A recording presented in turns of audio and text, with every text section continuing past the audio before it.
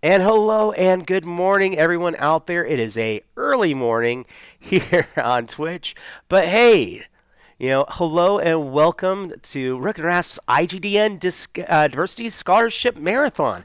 Now, this weekend, Rook and Rasp is hosting a marathon in support of the IGDN's Diversity Scholarship Fund. 3 days and 35 volunteers have answered the all call to aid. Now, who exactly is the IGDN? The Indie Game Developer Network, or IGDN, is an organization that brings together and supports indie game developers. You'll see them at conventions like Gen Con, Origins, now GameholeCon, and more, bringing fresh new indie games. And this year, over 400 games competed in their Indie Groundbreaker Awards, celebrating diversity, innovation, and originality in the field of game creation. Now, one of its greatest causes is the Diversity Scholarship Fund, whose recipients receive financial help to attend the game industry convention Metatopia and provide them a mentor in the industry to help guide them. So today, we all have the chance to help with this initiative and have some fun. So that said, I want to draw everyone's attention to for this stream right below me, there is a marquee that you will see rotating through. There are going to be expenditures that you can do. There is a GoFundMe page for the IGDN. If you go to the GoFundMe page and spend $5 to, for basic things such as rerolls for our group, that will go spend it there. Come tell us in our chat, and we will let it affect it. But you'll see there's a whole list of different awards. $50. We have the what the special, which means that it is something so weird and so unique that I have created for this game that I will drop on my players. And I will mention this. I do have on there a $100 donation opportunity, which is your own personal GM. And what that means is that for $100 donated to this charity, I will run for you a game of your choice. What game is it going to be? It can be anything that you can imagine for a table of up to 6 people ran online some point in 2024. I do request that it be a game that meets our Rook and Rasp, standards for protocols. I am not going to be running Fatal. I'm sorry. But you name it. You want a game ran? I am prepared to run it for you. But that said, today I am joined, for this game, I'm going to be joined by Kaitlyn, Hi. Stevie, and Shawn. And, Good morning. and we are going to be playing Psychic Kids this early morning. So please, if you hop into chat, please let us know that you're there. Say hi, and if you go get anything on the GoFundMe, just be sure to mention it in chat. But we're playing Psychic Kids, and we're going to be playing an altered version of one of the missions that's in the core book. So kind of my own twist on it. But let me go ahead and I'm going to pull up a little bit of some sounds in the background for our people watching. Get y'all in the mood for some Psychic Kids. All right. So, friends, nestled within an isolated forest, the Nexus Institute is a clandestine facility with a mysterious agenda, training and harnessing young children's psychic abilities. The facility has remained a mystery to the public for years.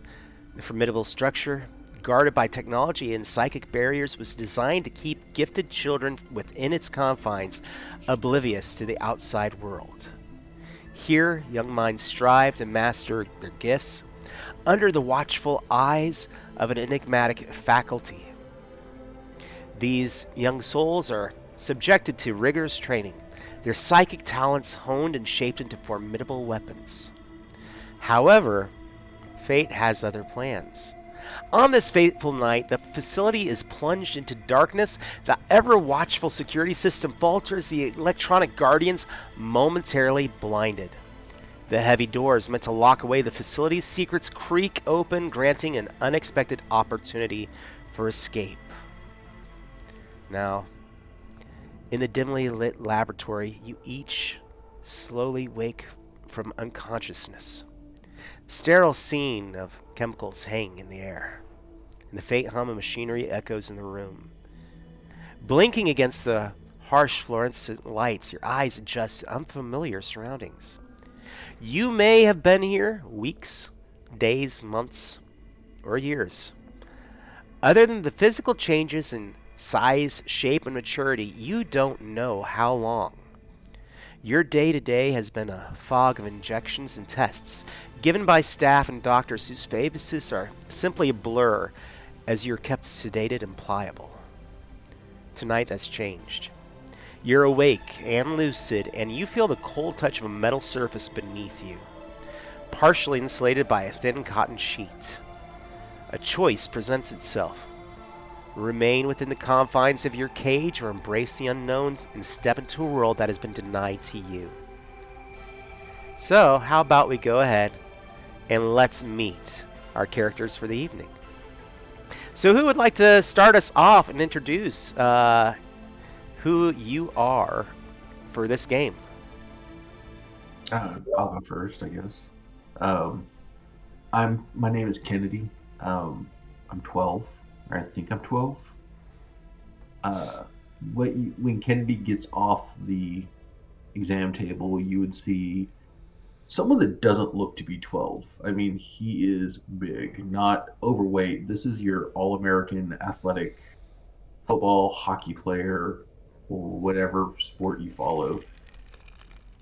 This is the kind of kid when you walk by, you're like, oh, wow, you must be in high school. It's like, no, I'm 12. And because of that, he tends to be a little soft-spoken, a little shy, because, he doesn't like to draw attention to himself. Unless he's on the field or the ice rink. Then he's going to put you in the ground.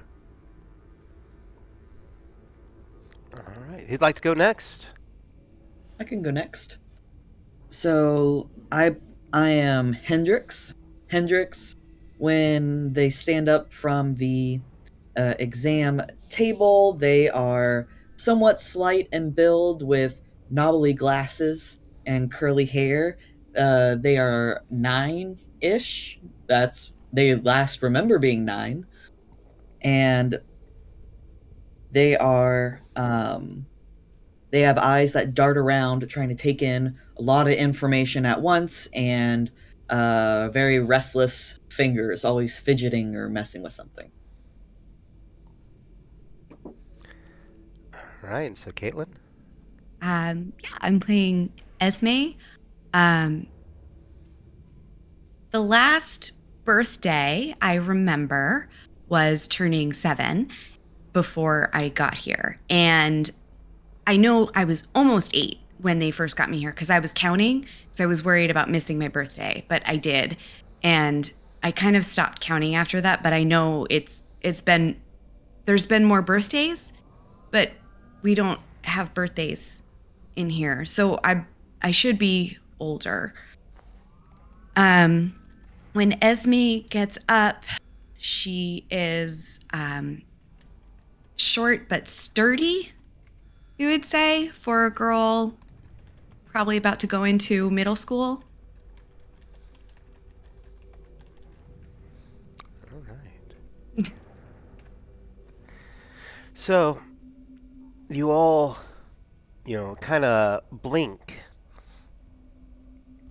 And you know that you're pretty sure in your mind as you're thinking that the guards came by, administered the medicine that they usually do in the, at night, but it's like your mind is clearer than it's ever been before for each of you. And the lights are still on. There's this moment, this temporary cascade of electricity that you feel in the building. You hear it. This kind of shh, shh, even coming from the lights, maybe even the wall outlets, and the door to your rooms just kind of clinks open. And you're all laying there, and then getting up. What are y'all going to be doing? And I will say you are each currently in a separate room. Oh, okay. And I will go ahead and drop in there that we already have a $5 purchase on the table from What Inc. Games with Matt for getting a table reroll. So there's going to be a reroll available to the table. So thank you so much, Matt. Nice. Thanks, Matt. Awesome. Thank you. I'm going to go to the door and kind of like peek up and down the hallway because this is not normal. There should be guards. Door opens, usually someone comes in. Yeah, I think the door opens and Esme, as soon as it clicks that there's not someone immediately walking through the door into the room, sprints out. Yeah, Hendrix peers ahead around the corner and looks up and down the hall. All right. Within each one of you experiencing that moment and describing it, you see each other probably the doorways between your rooms around 10 to 15 feet apart. So opening the door, sticking your heads out, you do see each other. Hi. Hi. Hi. You guys know what's going on? No, Maybe it's a fire drill. there's no alarm. Well, okay. I don't know. Looking up and down the hall, you really don't see anyone else. You see a series of other doorways, other doors, with observation windows, part of them, much like the rooms that you are currently in. And yeah, you look down the halls. You'll occasionally see flickering lights, and you'll see the emergency lights briefly flash on, and then go this shut down rapidly.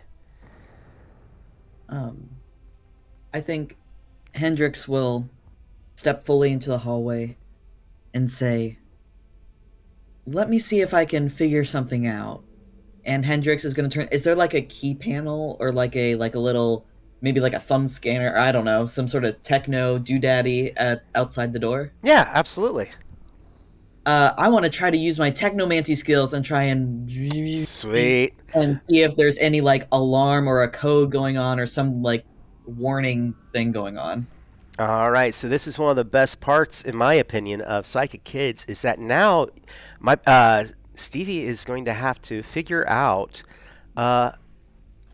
what card am I holding up. So I'm gonna say that it is a 5 of hearts. all right, so here goes the fun part of this system.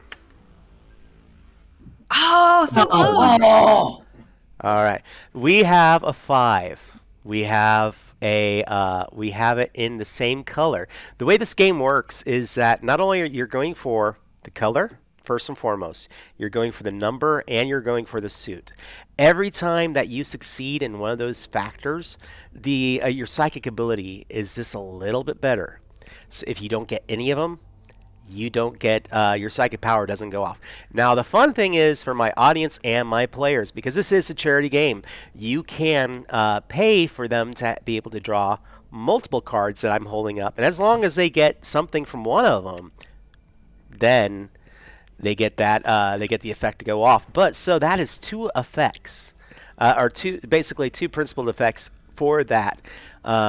You have the 5 and you have the color of the card. So that means that your psychic power does go off. Tell me give me a little bit of narration. What are you trying to do? And of course, psychic powers have a visible effect. What does it look like when your power goes off? So when Hendrix closes their eyes and extends their hand towards the panel, and if you're watching closely, you can see that the hairs like almost like there's like some static electricity or something running along their body. Their hairs kind of start to stand on end. Some of their little wispy hairs stand up a little bit. Their eyebrows furrows. Their glasses are perpetually a little bit crooked. And maybe, I don't know, maybe there's like a little sparkle of electricity that goes like from like the fingers to the techno thing. And Hendrix views anything with electricity as a potential friend, and so is trying to listen and see what has been told to this machine, what instructions has it been given, what like parameters is it under. And if we do find some sort of electronic dog or walkie-talkie or something, I'm adopting it. Just like a heads up. I will be emotionally invested in every robot we come across. Awesome. All right, so as you grasp onto this object, your psychic powers reaching out, and of course, Kaitlyn and Shawn, your characters witness this, and the effect is visible. You feel as you reach into this object that you're looking at a mixture of both the door locking mechanism and the an intercom-esque system. And you are seeing rushes of electricity moving through the wires. Imagine it, just balls of electricity surging through it. And electricity shouldn't move that way. It should be moving like a flow, like a river. Even when it is overpowering, it's like that. But it's more like an object moving through the wires. This giant inflame power of electricity coursing through it rapidly, shooting through the wires and hitting different points. And that's what you're watching as it hits light panels. It's like these surges are moving from one thing to another.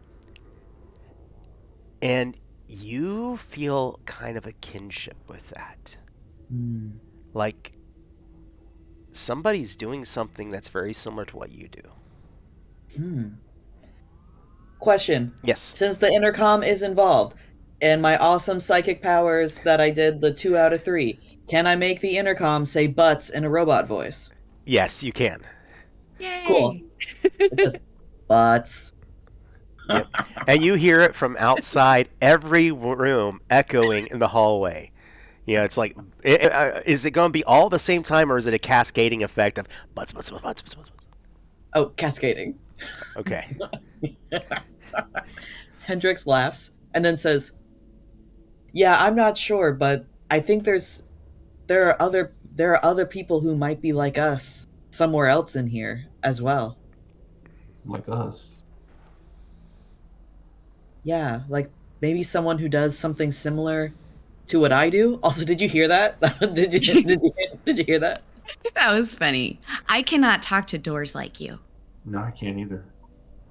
Oh, what do y'all do? Okay, so I'm gonna exercise my power real quick. Okay.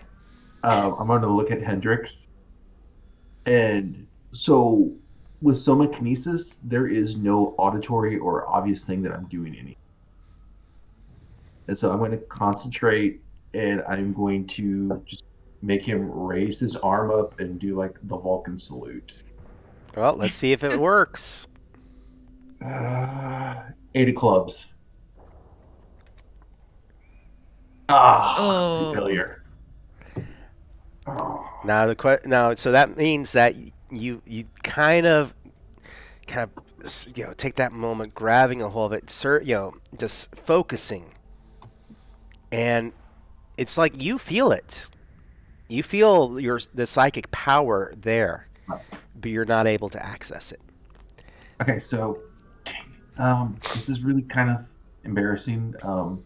I can kind of control what your body does, and I just tried to make you do this, but it doesn't always work. Sorry. No, I can do that. Right, but I can make you do it whether you want to or not. Oh. Oh. But it didn't work. Oh, that's okay. Sometimes mine doesn't work too. Mhm. Maybe it's the medicine they've been giving me. Yeah, I don't know about you guys. I am not a big fan of the medicine. Mm-mm. No. It hurts sometimes, and I would rather not anymore. Do you guys get the So, one when they inject it? It feels like ice water going in, and then like 5 minutes later, you're just burning up. yeah, what is that? My least favorite. I don't like it. Okay, so doors are open. What do you guys think about getting out of here? Yeah, I think we should leave. Let's go. Wait. Sorry. All those doors said butts. Yes. Our doors are the only ones that opened. But what do you think's behind the other doors? Do the doors have windows in them, John? Yes. Like a hospital room? I'm Yeah. gonna peek into one that's closed. All right. Yeah. So looking at it, even those doors, as you walk up to them, you reach out and kind of put some weight on them as you kind of glimpse into the room. And each one of them show signs of being a room exactly like yours, but with nobody else in them. This one Ooh. next to me is empty. What about y'all? I go down the hall a little bit and look in one. And even as you're putting weight on it, so I'm going to actually say for Stevie, for Hendrix, go ahead and give me I'm going to say a fight check. Oh, cool, great. This is the look of a kid who has never been in a fight at any point. So I'm gonna spend my 2 brawn points to get 1 dice in fight. Oh. Oh no. Yeah. No. Oh And audience and players, remember you can purchase to get more. Uh-oh. 1 success. All right. You lean on the door, and the door kind of, you feel it give suddenly and swing in, and you don't fall in. You're just like, huh? And it kind of swings, but it stops. It's such a heavy door. But the room is empty. That's weird.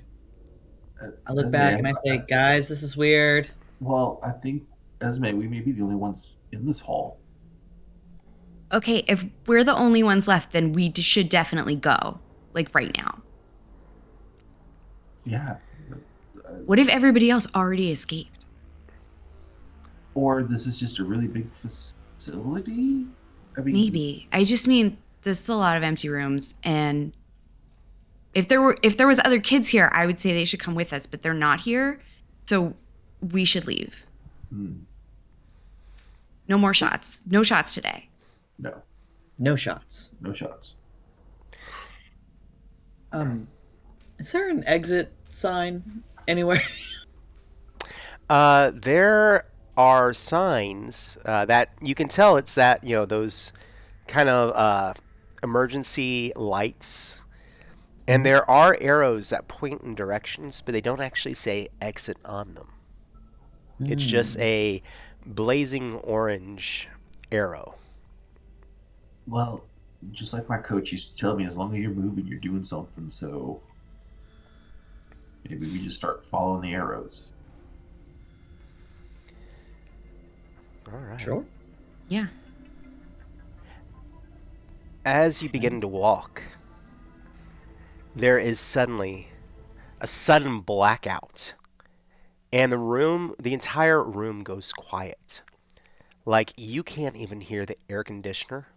Before you could hear the hum of a building, and that goes away. Light goes away, and alarms begin to blare at random intervals at different points, and the lights at the end of hallways now are strobing, increasing. But then I'm going to have everybody go ahead and make a fight check. Everybody needs to make a fight check. If I already spent my 2 brawn points, do they reset after the roll? Every time. So in this game, those points in your stat are what power you, but at the same time, they're your health. They recharge every time between rolls, unless you take damage or get hurt or something, and then all of a sudden you're going to lose 1 point or 2 points. But that's only per scene. Yes. So how'd everybody do? I got 3 successes. All right. I don't remember what's a success. Success is a 5 or 6 on a dice. Oh, yeah, I got nothing. Zippo. All right. So, Shawn, you see that all of a sudden, one of the a security door kind of slides out rapidly from a wall, and just boom, and you move quickly out of the way. But Kaitlyn and Stevie, all of a sudden, as this happens, both Hendrix, Esme, you see this door suddenly rush and slam shut, but before you can get to the side that Kennedy is on, boosh, into the wall. And y'all are cut off from them all of a sudden. Oh, that's not good. Oh no. Is there a window in this door or is it a solid door? It is a solid steel like security door that is just whipped across the a hallway. Any like portal or like little window so you can see on the other side? Nothing. So I'm gonna pound on it. Is it metal? Mm-hmm. You hear a faint pounding from the other side. Let me try something. I put both my hands on the door. I'm gonna try and use my technomance powers to try and will the door to open. All right. So. Oh no. Okay. The stress.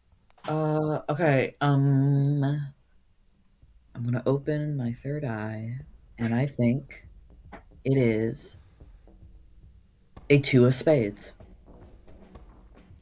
Well. Dang it! It is, however, a black card. A black Oh, card? it is? Yeah. Yep. Oh, okay. Okay. Oh, there we go. Okay. So, what happens is you reach out with your psychic powers again, the same kind of effect happening to you physically.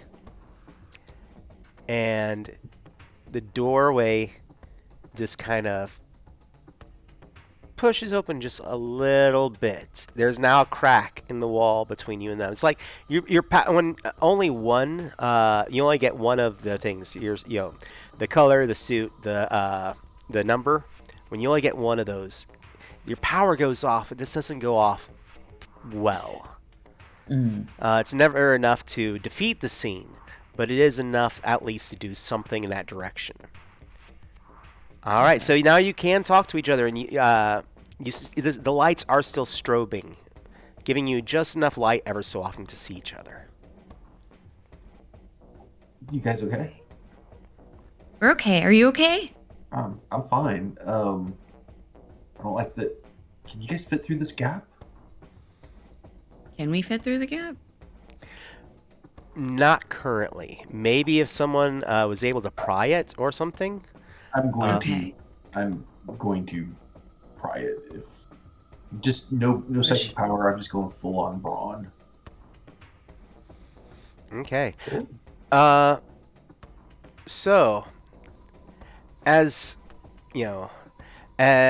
Kennedy begins to pull on it, their hands curling in to pull open the gate. In between the strobes on on Hendrix and Esme's side, in between the strobes, at the end of the hallway, you see what looks like a series of flashlights, like illuminating the wall. Like Oh no. All right. And we're actually going to do this as a extended test, and all of you can try together. And we have 3 rounds before whatever is carrying those flashlights get to you. And I'm going to set the difficulty at 10. Y'all will need 10 successes between the 3 of you in 3 rounds. So, Okay. to try and push the door open, can I use fight? Yes, absolutely. Okay, so In I fact, can that's what- roll. Oh, sorry. And that's what you're actually going to all need to use. We all need to use fight. You need to use fight, unless you can explain to me a different ability that you would like to try to use instead. Because this is a narrative style game, and if you can provide a story reason of something you're doing, you can use that instead. If you're not, grabbing it, if you're trying to use your smarts some way by, probably running in and grabbing a pry bar or something, or Do you guys have train and run at all?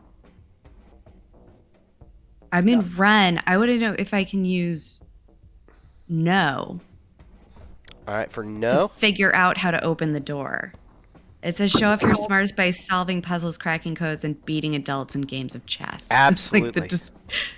Yeah? Yeah, I will let that go. So let's go for a no check.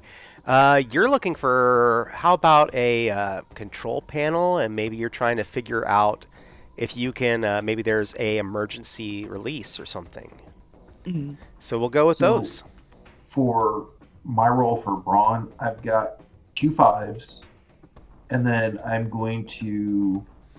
Can I change my? So I've got 2 brawn left. Can I change the 2 4s to 5s? Yes, you can.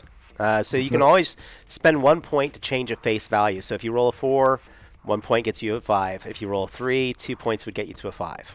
So that's 4 successes. 4 successes for you on round 1. How about Kaitlyn and Stevie? How are y'all doing on that first round? I'm still rolling. Stevie, what do you want to try? I want to try a fix. I want to try and fix the door and or repair mechanical or electronic objects or even patch up your friends. Could I use fix? And if not fix, could I do knowledge? I will let fix go. Maybe you're trying to see if you can bypass or power the pneumatics for it. Yeah, that sounds cool. So and I'm gonna spend a point of my smarts to get an extra die. All right. Oh wow, what a poopy roll. I'm gonna spend the rest of my smarts. Well, remember, you can trade 1 point of your smarts to re-roll as many dice as you want after a roll. Oh, I'm gonna. Did you save any? Smarts to, yes, I did. Okay. I have 4 smarts total. So I'm going to spend a point of smarts to re-roll that poopy roll. Yeah. Okay. Marginally better, and I'll spend my... Let's see, that was 1. And I'll spend my 1 more point of smart to change a 4 to a 5. So that's 2 successes. 2 successes. Okay. All right. And good morning, SiSi. We have SiSi in the chat. They'll be playing... Hi, SiSi. I love you. Yeah, she'll be playing in our Raccoon Sky Pirates game tomorrow, I believe. Nice. All right, so I rolled on no. And I rolled 4. So I used 3 of my smarts points to roll additional die. So I rolled 4. I had 1 success in that 4. And I had a 4. I rolled a 4. Mm-hmm. Which I would like to use my remaining smarts points to convert to a 5. All right. So that's 2 successes. Nice. So y'all are already at 8 Done. successes on round 1. All right. Now, I feel like there's like the flashlights come, and then you know the flurry of panic that happens when kids are like caught doing something.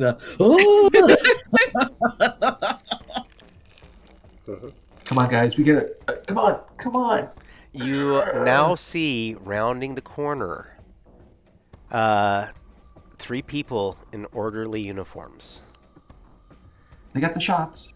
No shots. No shots. No shots today. All right, round 2. I guess I'll keep going with Braun. I'll stick with Fix. I'm gonna stick with no. Ooh. Oh yes. That is 4 successes for me. All right, 4 successes. 3 successes for me. And 2 successes for me. Amazing. All right. Yes. So right there, y'all have gotten 9. So in 2 rounds, giving y'all an idea of the power level within this game, y'all just achieved 17 successes. Nice. So you begin to inch open that door, this step by step. You're feeling.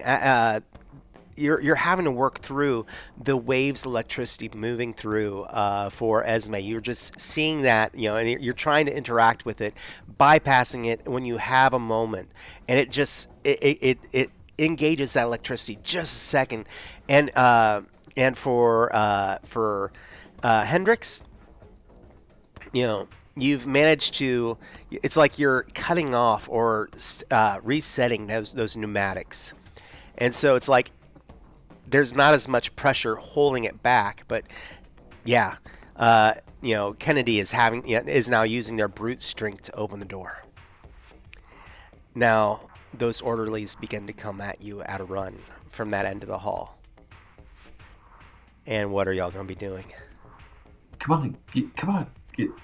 You can fit through. Come on! I am through that door. Go through the door. I'm gonna let go, and hopefully it slams shut. It stays open.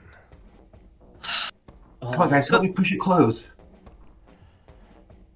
Should we? Okay, here's a thought. We opened it enough for 2 small children to get through. Mm-hmm. Should we stay and try to push it closed, or should we just go? Because they're not going to be able to get through the door as quickly as we could. They're not gonna be able to Maybe. get through, but they're adults. They could pry it open more. Oh, or they might just know how to open the door because they work here. You know what? That's an excellent point. I'm good for just learning if that's what we want to do. I just donated $10 for a minor hindrance or aid. John, could you draw a card? If it's red, it's an aid. If it's black, it's a hindrance. Ooh. Oh, we're leaving it up to fate. All right. Here comes your card. I didn't even see it. Oh, it's black. Black. I'm going to say that the power comes back on, and as the door just starts slowly sliding all the way open. Shit. Okay, we gotta run. Yep. Go time. Keep running. All right. Let's go ahead and do a run check. So for in this game, that's going to be, running. So running brawn.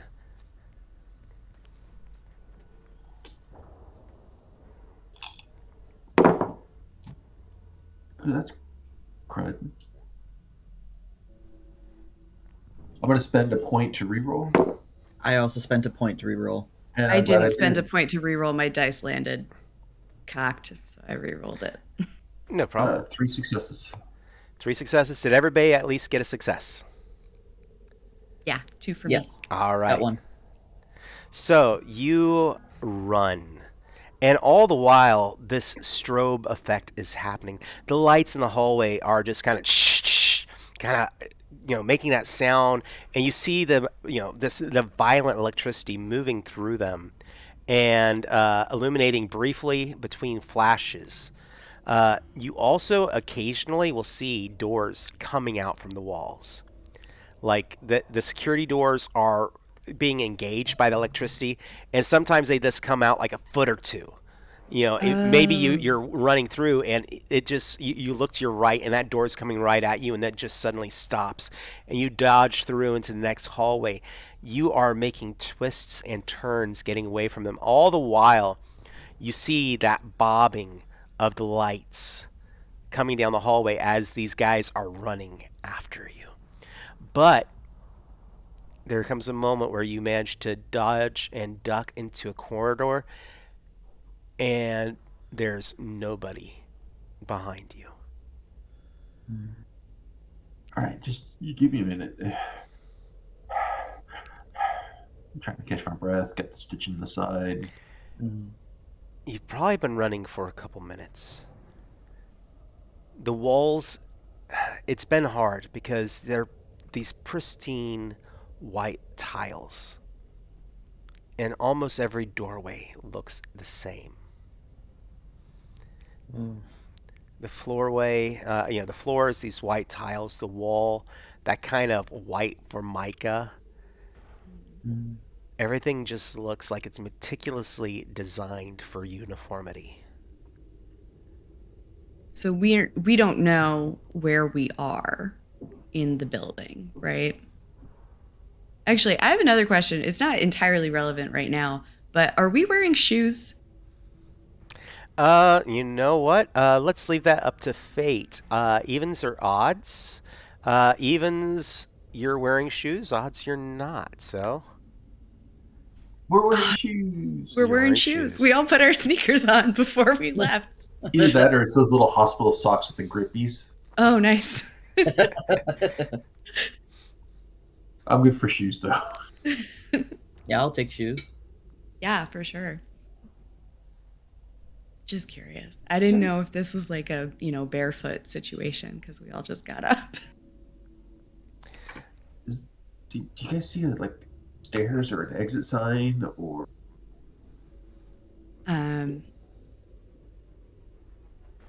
Yeah, those lights that we were following before, the like arrows, are there any in this corridor? you look down the way, and even though you're taking a moment to breathe, there's still that flickering of the lights. And the hallways themselves are only illuminated occasionally. It's those ends of the hallways. But yes, as they light up from the chaotic electricity flowing through them, you'll see that orange sign kind of strobe. Okay. Well, we're not being chased anymore, but I think we should keep going. Yeah. Keep an eye out Agreed. for a sign. Something that, I don't know, administration. I mean, I'm trying to think of, I mean, are we in a hospital? I mean, not like a nice one, but there's medicine here. So, kind of. Oh, I don't know, like a lab? Yeah, like an evil hospital. Is that a thing? I mean, I think we're it in an is in evil the movie. hospital. Okay. I think we should go. I think we should go that way, and I'll point to like the nearest sign. I was on a plane one time to visit my cousin, and when you're on an airplane, they always say in the beginning, they do like a show, right? And they tell you how you have to sit on the plane and be good, and just in case you crash, and we didn't crash, but they tell you that like if everything gets dark, you can follow the yellow lights to get off the plane. And I think on planes, there's like a big slide that you can go out the side of. And we didn't get to do it, but I wanted to do it. And maybe if we follow the orange lights, there'll be like a big slide and we can get out. Oh, yeah. Oh, that'd be awesome. I wanted to go on a plane, but for some reason they didn't let me on the plane. I don't know why. That's weird. Yeah, this was right before I came to this bad hospital. So things were weird. Yeah. I don't even remember how I got here. I remember being at a hockey game and celebrating a win, and the next thing I know, I was here. Well, hey, good job. You won. Yeah, it was a great feeling. That's Now, good. as you're reminiscing and reaching out with your memories, thinking, having a moment,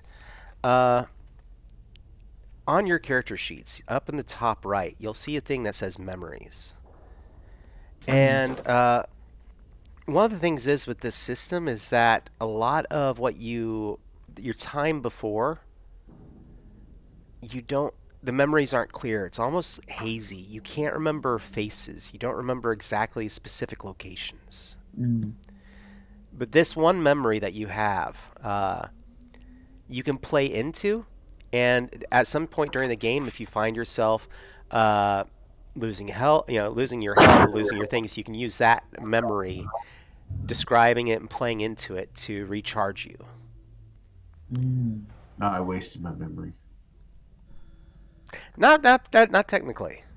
I mean, you can go back to it again. Yeah, I'll go back to it because that's what gets me through it. Yeah, I'm getting you. I'm just not telling you that rules. I'm not going to hold that against you. But standing there, taking a breath, there's that banging and now a sizzling in the walls that you hear from the wires. And the hum of machinery diminishes again. And there were ever so often alarm klaxons coming from some of those lights in the halls. And it's like they become more jarring and then are cut off. An eerie silence begins to filter through and amplifying every creak and rustle. Be careful, last time it all went quiet, we got cut off. Okay. Hendrix is gonna come and grab the edge of, with one hand, grab the edge of Kennedy's shirt, and then also grab an edge of Esme's shirt. Got it. Human chain. Yeah, let's not get separated. Hi, I sure am glad you've woken up. You hear echo from a nearby panel. Is it a voice that we recognize? No, but it does have a somewhat childlike quality to it. The files say that you're dangerous, and oh, that sure would be nice right now. Hi. Hi. We are dangerous. Oh, I'm so happy to hear that. That's gonna be the best. By the way, I'm Rusty. Hi, Rusty. So, Where are you? oh well, I'm on this level, not too terribly far away. I'm kind of stuck down here, and I want to get out. Kind of need your help. Well, we're kind of looking for help because we don't know where we are. Okay. Well, just if you can follow the lights, and all of a sudden, it's like down one of the hallways, a strobe begins to course. He's like, boom, light, boom, boom, boom, leading off into the distance. If you can follow those lights, they should take you to where they're keeping me. You could. Sorry. Rusty, are there guards by your room, or are you just locked in? I'm pretty sure there's probably some guards down here. But you can't see them. I can't. There's no. Yeah, have you noticed there's no cameras on this level? I really had to ramp up the speaker system in the wall to turn it into a microphone so I could listen and see if I could find y'all. Like I said, I'm so glad I did. Did you hear Hendrix's message? But I don't know. We don't know each other's names. We never did that. Did you hear the message earlier? The butts? Yeah, that was that was actually pretty cool. Yeah, I figure you're kind of like me. Who did? Yeah, I haven't met someone else who could talk to stuff like I could. Oh, just wait. It gets pretty crazy. You'll be surprised what you can do. So you said we're dangerous, though? Files? Well, that's what the files say, and I kind of would like somebody who's dangerous, to get me out of here. Are you dangerous? That's what their files definitely say. I'm dangerous. Feel dangerous. That's what I agree. But You're very strong, but you're You nice. I'm trying. But I just honestly, I just want to get out of here. I have been stuck in here, and I'm constantly having to fight them. They're on some security panel somewhere, and I am. It's taking a lot for me just to hold this with you. Well, we can come find you. Please do. I would love some company at this point. I think they are trying to keep me in the room as much as I am trying to keep, to get out. So, yeah, please. Oh no. And all of a sudden, all the power goes out. Well, snap. All right, let's go. Yep. Okay. Let's go get Rusty. Rusty. Also, hi, I'm Hendrix. Hendrix. I'm Ismay. What's your name? Kennedy. Kennedy. All right. Okay. We should go. Yeah. Let's be There are careful. Though. He said files? well, they said. Well, I was gonna say. Let's be careful though. He said there might be guards. Yeah. Maybe the files will have info about us. I can't remember that much. Wow, I have a couple of friends now. This is more friends than I remember having. Nice. Yeah, let's be careful. Okay. All right. Every step that you begin to take in the hallway kind of becomes a gamble. The lights have not come back on. So Okay. we remember, or let's say the first set of like strobes, Mhm. right? Yes. So we can go for a little bit. But after that, were they going the same way as the orange arrows, or is it a different direction? It is a different direction. Oh, bummer. Suppose you guys can make any light. Maybe I'm gonna try and use my power, and I'm gonna try and reroute what I want to reawaken the memory of whatever Rusty was doing back into the lights. All right. And Okay. audience, if you want to give them more cards for their psychic draws, I will let it come up as a $5 purchase for right now. So, I think it is a 10 of diamonds. you got the color. Yeah. Okay, that's something. All right. So, the lights, you aren't able to replicate his effect. But the lights in your vicinity that these what are they called? The long strip light. Oh, fluorescent. Yeah, fluorescent begins to this glow the faintest of blue within about 20 feet of you. So you at least can see the hallway in your immediate vicinity. Okay. That's a really good power, Hendrix. Yeah. Well, Super cool. Well, Rusty must be really powerful. I'm glad Rusty's friendly. I'm glad Rusty's a friend. I hope. Yeah, do you think Rusty's like a big kid? Like, do you think like they're like older? Oh, I don't know. Either that or he's like a prodigy. Like, he's just like super smart and super skilled. Okay. Prodigy is a new word for me. It just means you're just like amazingly good at everything. Oh, yeah, maybe. All right. Let's make our way down the hallway as best we can. All right. So there is, and just for fun, I'm gonna drop a little $10 thing, and I'm gonna cause a hindrance for you. Oh. Who could have seen this coming?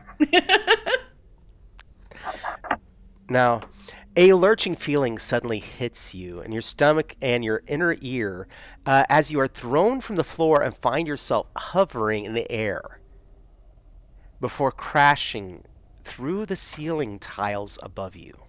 Oh. Ooh. If you would like to, everybody go ahead and give me a. Go ahead and give me a check on that. I would take fight or actually run would work really well for this one because run is not just running; it's at most physical activity.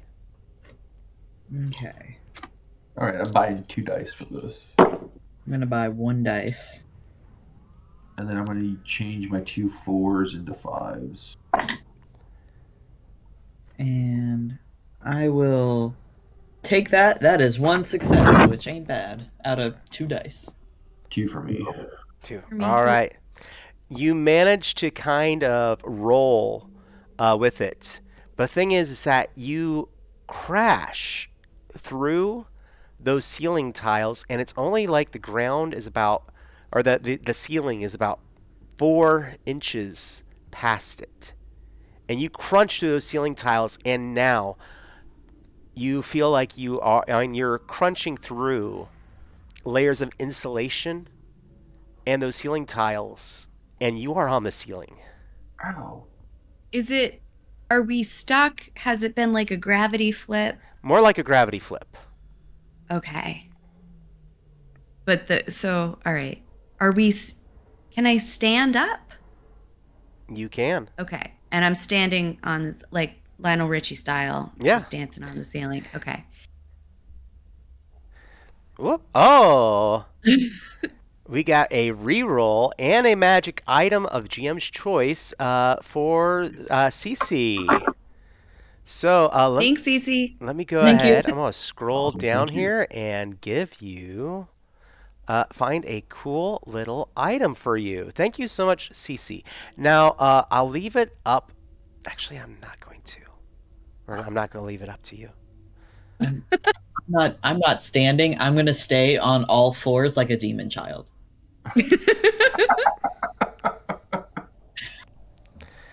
All right.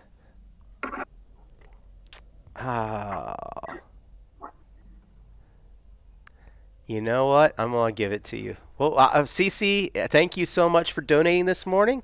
I'm going to give you something a little bit fun. But as you're crunching along in the ceiling, there is a doorway that doesn't have a window on it. And it's hanging just slightly ajar. Do we go in? Okay. Yeah. Is it the direction we're going, or is it we're passing it? You are going to be passing it on the direction you're going. And this is the item you're going to be receiving. I'll go ahead and drop that to you.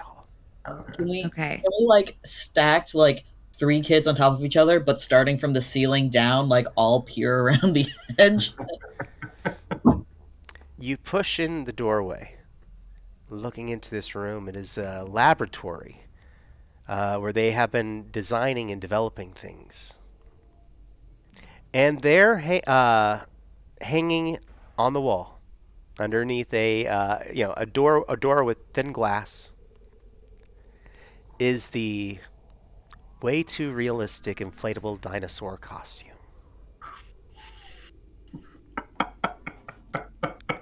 So yes, all those dinosaur costumes out there that you know of that are inflatable. This one, when it inflates, it actually looks a little bit too much like a dinosaur. Now, the in-game effect will be that you can actually use it once to cause a enemy to run. I will let you make a roll, and for every success that you generate, and this will be let me see, we're going to go with a trick test for whoever thinks that they would be best for that.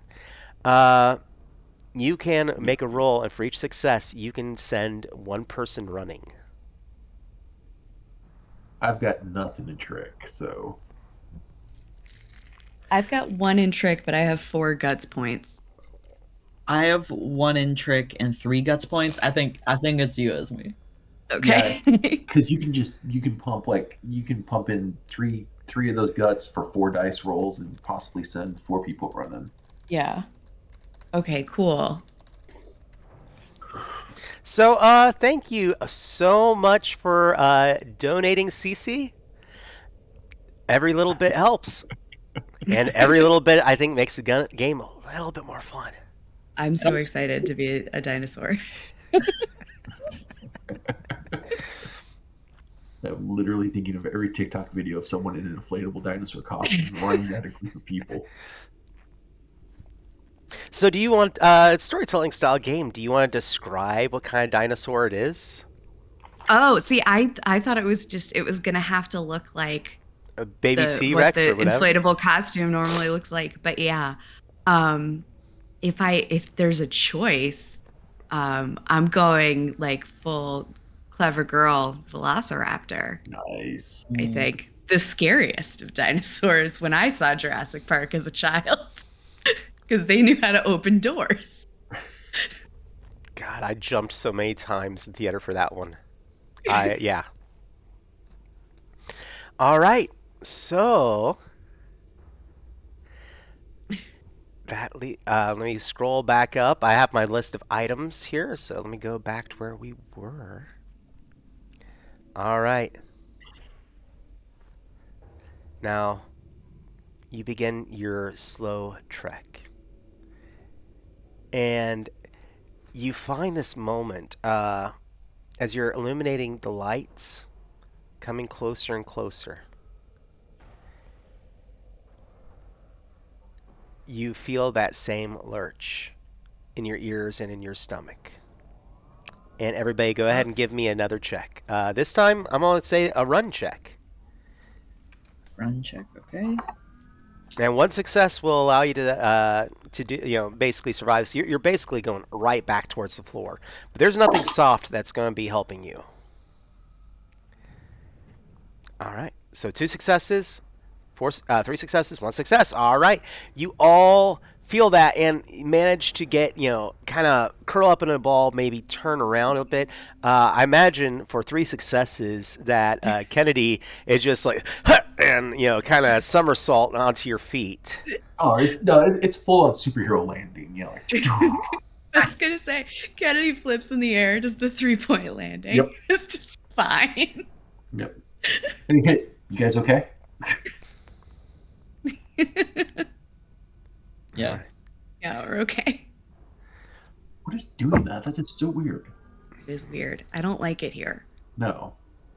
I want to go. All right. The lights, you're noticing that the light is getting stronger. Like, it's no longer you illuminating the hallway. But up ahead, you think you hear voices. Oh. Wait. I'm going to say this at normal so it doesn't throw off the volume. But I whisper, let's try to be sneaky and maybe we can get the drop on them. Yeah, and you know how many there is, too. So, like, how do we be sneaky? I mean, it's a hallway. Well, is it around a corner? Right now, I must say that everything looks the same. But go ahead and give me a find check if you want to get a specific idea of where it's coming from. yeah, I'll do a find check. Difficulty is going to be a 2. I rolled snake eyes, so I'm just oblivious. I can't see anything. Got to using my pips. All right. And Kaitlyn, were you rolling as well? I did. I missed. I rolled right. 1 and I got nothing. So, Stevie, Hendrix looks down a hallway, and the first thing that you notice is that there's more light coming from down there. But specifically, it's coming from a wall. And as you glimpse further and further leaning in, down that hallway. It's a large pane window. I put my hands over my eyes like they're binoculars to help me find. And I turn back to the rest of the crew and say, is there like light coming, like it's a lighted window? Mm-hmm. Yeah, well, as there might be light on the other side of the window that is illuminating the hallway. Okay. There's a big window with some light.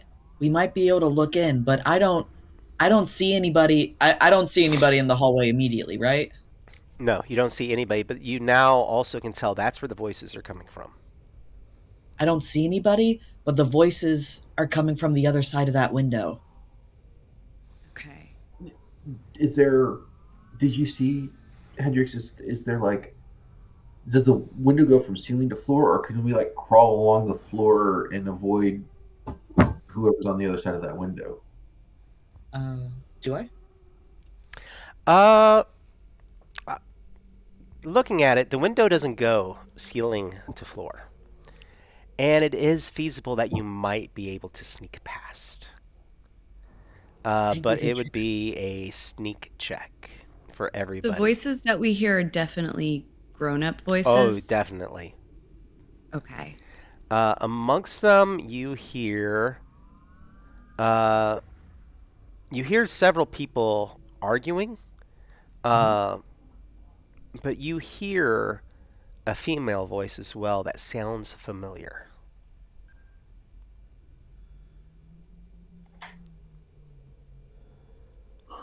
Let's see. Esme, what does your power do? Oh, I can do this.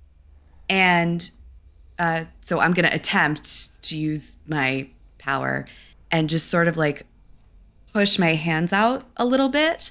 And I towards Hendrix and Kennedy, and I want to try to make them feel brave. All right. Oh, I have a question about the cards. Yes. Are you putting them back in the deck after you draw them? No, they go right back. They go to a discard pile. Okay.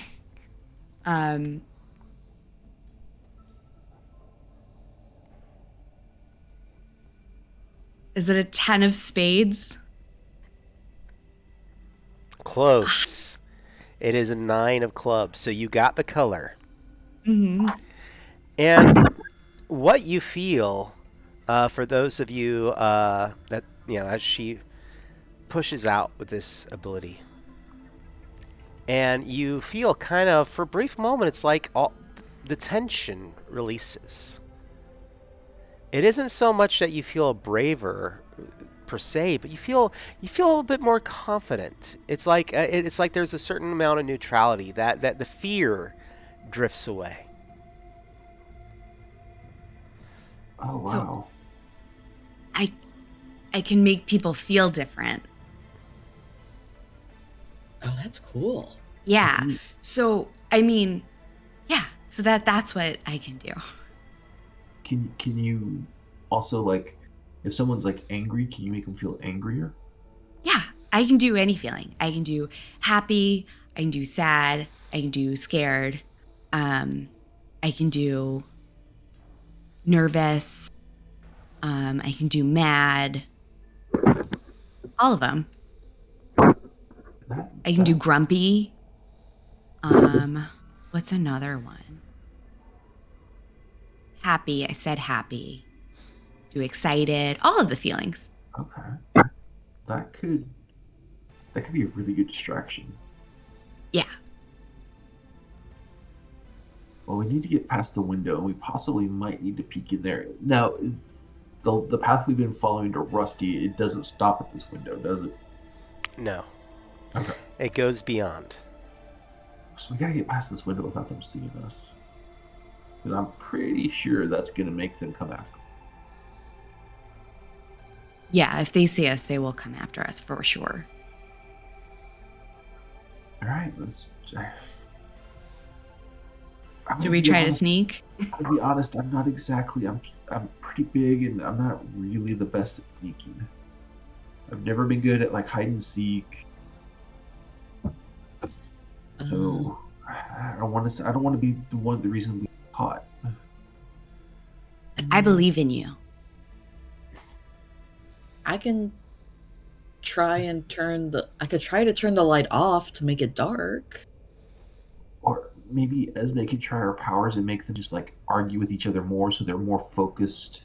Oh yeah, let's do that. Well, that's a possibility. And then if we need an extra boost, I could make one of them punch someone else, and just they would explode and be focused on themselves.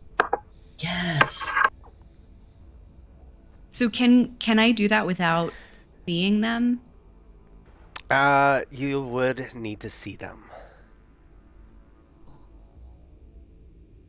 How's your sneak? Could you peek over the wind edge and? My sneak exists. The odds are not great, but it's possible. We have some rerolls on the table. That's true. That's true. All right, I want to try to sneak by the window. All right. So, for the sneak, to get to the window without anyone seeing you, I must say is 2 successes. That's rough. All right.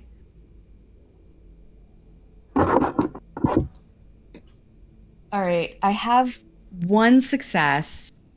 I rolled 2 die. I have a point, but that can't turn like a failure into a success unless it's very close, right? Yeah, it would need to be a 4 rolling into a 5, or you can spend a point to do a reroll on that one dice.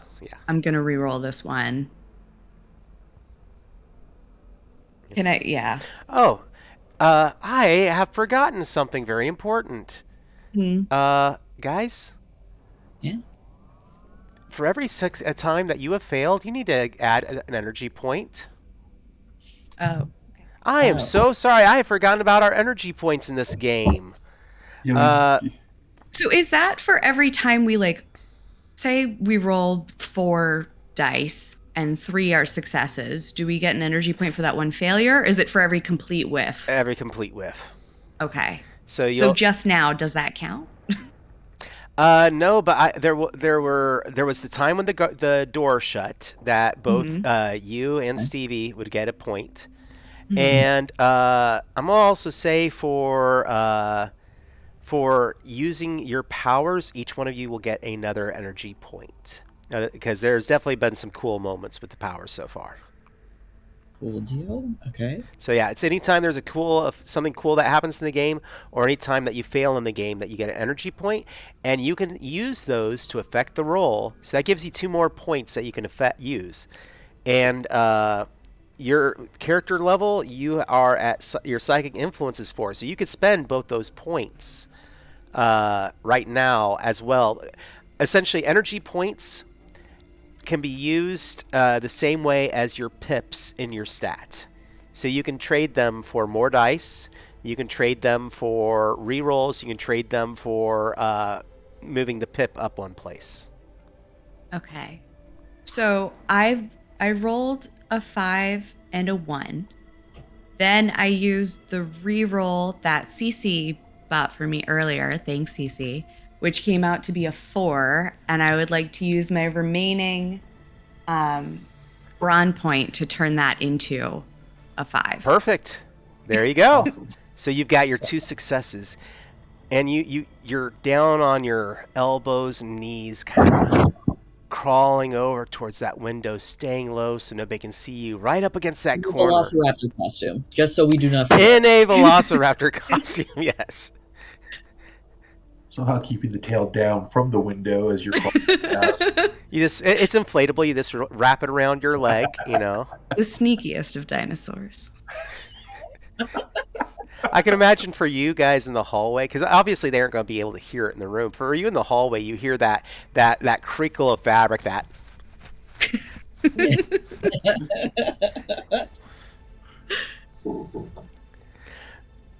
All right. But you get to that window, and it's so about 3 feet off the ground. So 36 inches off the ground is where the window begins. And as you lean up, there is, even though there's the window, there is a control panel right up against the window that you have to lift up your head another 10 inches past it to look into the room. And as you do, you see 3 people in there. You see that at the control panel, there is a man, middle-aged, dressed as a scientist. Not the orderly, scrubs, but that full-on white long coat. You see a man dressed in physical body armor, and he is arguing with a woman who is in a business suit. Oh. And her voice sounded familiar? The name that pops into your head looking at her is Blackwood. You know that's what people referred to her as. Whenever she would come in the room with the scientists, they would refer to her as something Blackwood. And it's the security guard and Blackwood that are arguing while the scientist is pounding away on the control console. Okay, so they're not arguing with the scientist at all. They're arguing amongst themselves. Okay. I would like to try to make the scientist angry so that he stops what he's doing to join the argument. That's what I'm going for. All right, reaching out with those powers. And friends at the table, remember, if you want to help her, you can also purchase for her. Yeah, what was the donation level again? It is to get an extra card. It is $10. Extra card, $10? Yeah, I'm gonna hum along in a psychic way. And you know how psychic powers work? Yeah, that is how it works. Yeah. All right, donated $10 for another card. Let's get those chances. It's a 6 of hearts. It's one of those cards. 8 of diamonds, queen of spades. You've got the color. I got a color. The scientist turns around in his chair. He at least is he turns around away from the console and begins this yelling from there is like, I can't concentrate with you two this screaming at each other. What the heck? I have work here to do. And you need to calm down whatever it is that it's going through your mind and be quiet so I can get this. Right now, I am doing all I can to make sure that he cannot leave this floor. Oh. Okay. While that's happening, on that success, can I wave to Hendrix and Kennedy to sneak past right now, and maybe it's slightly less difficult for them? Yeah. 1 success on a sneak if y'all want to try and get past that door. Okay, so I have no training in sneak, so it would to get 2 dice would cost me 3 of my brawn, correct? Indeed. Okay.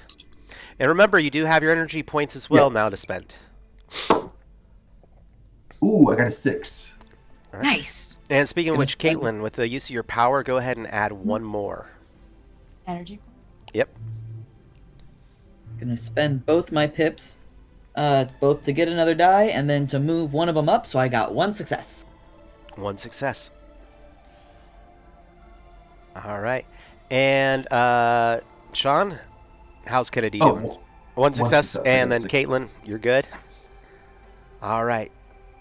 You hear all that arguing, and you crawl past. Probably staying on your hands and knees still as you get a little even further from the door just to be sure. Uh, so for Esme, Kaitlyn, you don't have the benefit of the ability to affect the emotions.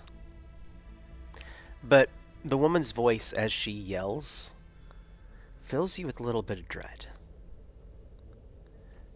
For Kennedy and Hendrix, you hear that voice and you're like, "Hey, I do know that voice," but that gnawing feeling that you would have had, it's not there. You just have that calmness. Why do I know that? Do we? I've heard her voice before. That's Blackwood. She's bad news. She doesn't sound. I mean, she sounds annoyed and frustrated, but maybe she's been charmed. Can I? My memory is of being captured. Ooh. Was she there when I was abducted? We're going to have a little bit of fun with this. And I'm going to pull a card. And let's make it the color of the suit. You choose.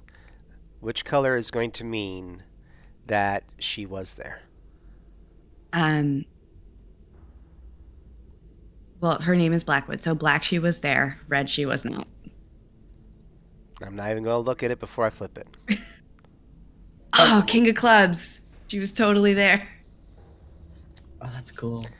You don't remember any of the other faces. They're blur in your mind, but hers is crisp. Okay. So I'm going to tell my friends, no, I don't know if you remember being brought here, but I do. She was there. Got it. Bad news. She, not by herself, but she took me here. Oh, I don't like her then. Mm-hmm. Yeah, she's bad news. And it sounds like the other guy was trying to. He's the one that's messing with Rusty, so we get there as quick as we can. Yeah. All right. So, pulling up was something. You find your way past this. All the while, the flickering of the lights in the hallway kind of overshadowing everything. But the voices trail off behind you. And you hit a point after a turn. Something that hasn't happened yet. An end of a hallway and a door. Ooh. So like dead ends. It's like you turn, and all of a sudden there's that hallway, and maybe there's a door on each side, but right ahead is a end of that hallway with a door planted on it. And no guards. No guards. Is there a window on the door? Can we look through the door without opening it? There is. You walk up to the door and you look through the window, and inside, let me pull up my notes here, is what is known as an IBM 360 system. So, does anybody know what that is? Maybe people out there in the chat will want to Google that. But feel free to take a look. IBM 360. I think I know, but Oh, it's a monster. Oh yeah, Hendrix's eyes light up and go wide when they see it.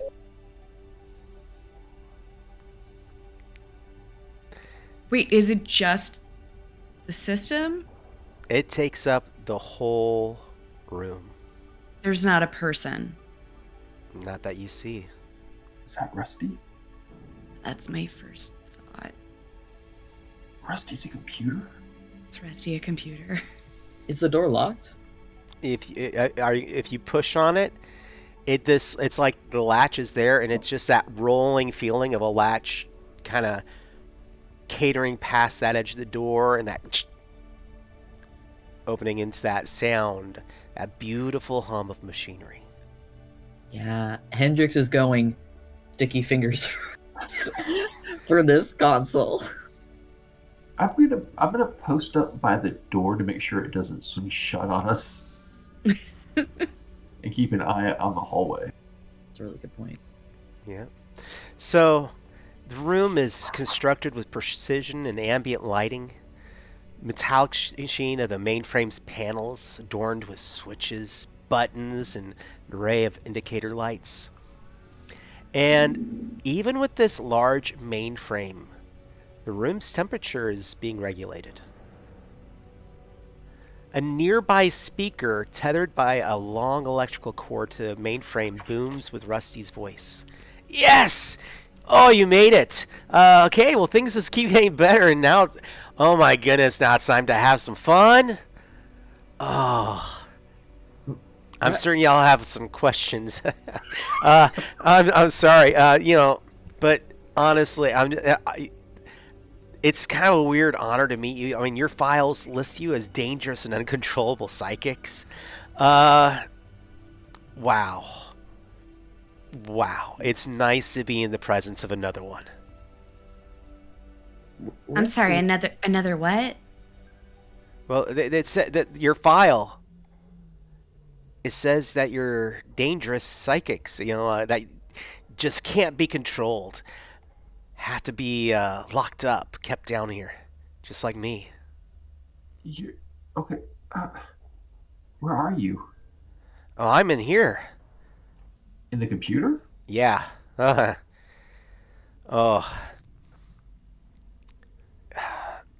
I will not call this a mistake. It's not a mistake. I wanted to see if I could do it, if I could move myself into this. Yeah. Did you used to be like a kid, like us? Oh yeah. No, I was one of the first that they found. Oh, they brought you here. Oh no, Before. I kind of stumbled into them. I wanted to see if I could get into one of these, and most of these are kept in military installations, and well, obviously I could do it. I did it. How? I just look, if you push yourself hard enough, you can do pretty amazing things. And I wanted to see if I could get out and get into this. I just was surprised I couldn't go back. Where's your body? Are you stuck? Yeah, yeah. Do you have like a body somewhere here? I have the opportunity for a body. Esme's gonna take a little step back towards the door. What do you mean? All it would take is I gotta get off this floor. I might be able to move my consciousness into any other electronics, and then I could get away, or if we can reconnect with one of the other floors, I think they might have something I can move into that is mobile, some form of drone or something that they have here. Like a robot. Yeah, not so. I like to think of robots as conscious, and there's not a lot down here that's I can give that name to. Yeah, robots are friends. Machines are friends. Not many friends down here. No, they keep it pretty sparse down here. They don't want me getting away. Okay, so how do we? I mean, I'm strong, but I can't. I mean, you literally fill this room. I can't carry you out. Yeah, you're really big. Oh, I know. But if you can get to the next floor and then reconnect me to that one, then I can get out of here. You're gonna And have I to talk can to tell Hendrix you the about rest of that. the way there. I can get you. Okay. I can tell you how to get to that floor. Okay. Esme, Mhm. amongst actually all of you, amongst all of this while this is happening, everybody, go ahead and give me a find check. Difficulty 2. Is this we need a group two or an individual two? Individual. That was I bought a dice. I rolled it. I got 2 successes. Nice. Spend a dice, and that is 2 successes. I'm gonna use an energy point for a reroll on my bot dice. And no, another one. There we go. 2 successes. All right. You're talking to him, and it's very easy. You are kids, and there are all these lights and switches. There's that part of you that's just like, ooh, could I touch that one? And you're zoning in on one that maybe you could try when you see a sign that says nuclear warhead control. Oh. Shall we play a game? Actually, I'm gonna float this out here. I was kidnapped when I was 7. I don't think I know the word nuclear. I think Hendrix doesn't have an exact memory of it, but I think he's read, I don't know, sci-fi stuff, or as much sci-fi or like camp stuff that it's maybe he knows what nuclear means, or at least Well, the idea that it is a big ass bomb. and remember, by the 60s, kids were doing bombing tests and hiding under desks. Yeah. Yeah. I think Kennedy will have an idea of, since being 12, we'll have an idea of what it is. Probably saw a movie or two. Maybe saw a documentary about uh, the Cuban Missile Crisis. Mm-hmm. But yeah, that's, all I know is we don't want to touch that button.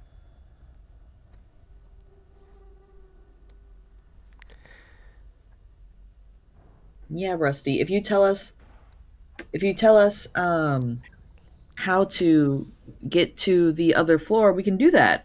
And just you're not gonna you there's a button that seems really you're not gonna press that button, right? Oh wait, I don't have exterior control. I can't access the outside world from here. I mean, they literally moved this entire computer down here with me in it. Oh. Okay, then never I mind. would have, but What? Wait, what do you mean? What you mean? well, don't. Come on. Why wouldn't I? Why wouldn't you? I mean, God, your files say y'all been here. Do you have any idea what's on? No, of course you don't. No. No. Oh, look. While we've been here, we're not alone. We're the only kids kept on this level, but there are other kids on the higher levels. And while they were kept available and, awake, taught to control their powers, you were, poked and prodded and analyzed, and they got this special treatment, and we got the flush. Think Well, about it. that doesn't mean I want to blow up stuff. Or the other kids. Yeah. You're joking, right? I mean, come on, your files say that you're dangerous. If you're dangerous like me, I know you don't want... They're not just going to let us walk away.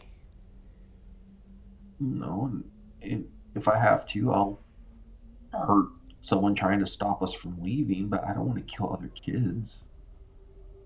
I've got no problem with the adults doing something to them. I mean, the kids, if they're being trained, that's not their fault. They don't know any better. Fine. You can at least help me take out the facility.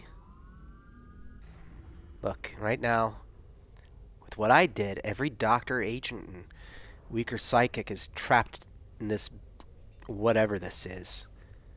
Before they shut me off to this floor only, I have it set so no one can get out. But we're gonna get out, right? Together. When we're done.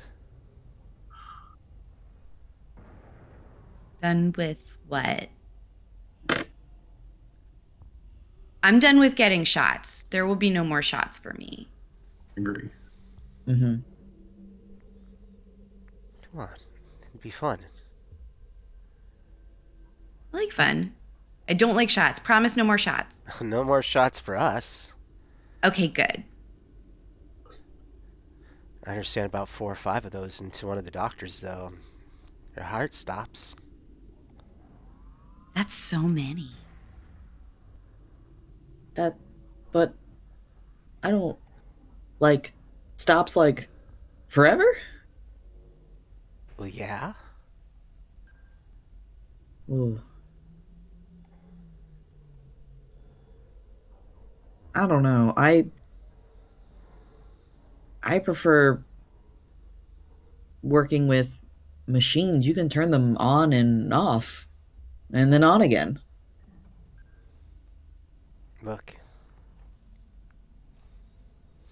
I'm sensing hesitation here. And I don't understand this. You're don't you want out? Don't you want to stop them all? I went out. I definitely went out. I don't know who them all are. Look, okay. Maybe Like you said, we were mostly asleep. So out is very interesting to me. And the rest I just don't really know about. Going home is very interesting to me. Do I have a mom? Look, you help me. I'll let you know. I'll tell you. I'll find the file. I could go back to the place with the fireworks? Yeah. I will go ahead and say, if y'all want to, I'm gonna give you a chance to make a guts check. Now this is gonna be a straight stat check. Okay. Okay. And which means that you don't get the assistance of your of a skill. You're basically gonna have to spend 2 points to roll 1 dice, Okay. and then build up a dice pool from there. But I'll let you make a gut check on what's going on here. So, All right. So I've got 4 in guts, so I can buy 2 dice. You can buy 2 gets you 1 dice, 3 gets you 2 dice, and then 4 would get you 3 dice. Oh, okay. I thought it was 2 for each. Oh no, just for that. 2 for the first one, Yep. and then 1 from there. Okay. I rolled 2 dice. I got 2 5s. These dice are like gold right now. I rolled 2 dice and got 2 6s. Can I use my reroll that was bought to reroll? Mm-hmm. And you gotta, Stevie, your focus is kind of out for the moment. Can you just put your hand in front of your camera and move it away? Oh yeah. There you go. I'm an influencer. There Come you on. go. Yeah, you're good. You're better. Okay, there we go. Okay, I got 1 success. That's better than no successes. All right. Your gut check with Rusty. Yeah, he's set all this up, but you've got a very, very... I mean, you had a bad feeling about him before, but it's like you're pretty sure you can't trust him at all. Like there's that moment. Your brain tells you're this like maybe you're thinking about it, you're like this ain't right, but there's that moment of like in your gut, like that feeling, that emotion that comes from deep inside of you, that kind of swims and turns. Especially now that especially with your psychic powers, that you kind of it is awakened in you all, and your gut is telling you this is wrong. Mm. Yeah, because I know I'm not dangerous. I mean, Yeah. my power might be, but I'm not. I mean, Kaitlyn is immediately suspicious of anyone who chooses to live inside of a computer. Um, no offense. No offense to Hendrix. And who can like possess, other machines, because it's not clear if Rusty would like. I was concerned that he was going to try to jump into like one of us to get out. But Esme really wants to be out of here. And to know if she has like a home to go to, a family to go to, friends. Because my only memory, my memory is being abducted. So I don't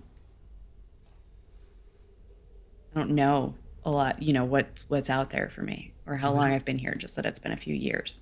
We can get out. We don't need him for that. We can get out in the real world. We shouldn't talk about this in this room. Are you saying that out loud? No, you just did emote that to everybody. Did you just say that out loud? Yeah. I'm not afraid of a box. Don't you dare turn against me. Hey, look, I'll help you. But don't force us to murder everybody in this facility because you want them. And how are you going to help me? You going to help me get that connection? I will help you get that connection and wait till we're out. Do whatever you want. You better not turn against me. I'll make you my enemy. That's And the trust best I can me, offer you. there are worse things than the agents down here. And they're already out. Yeah, because you let them out? Yeah.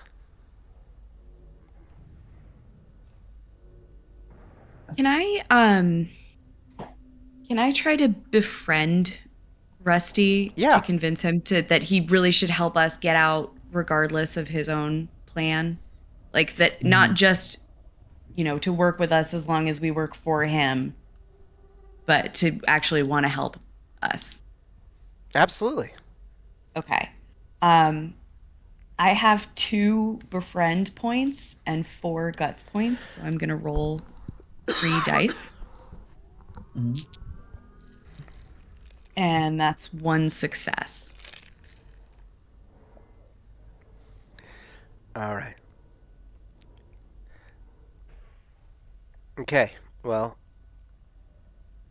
I can show you the way.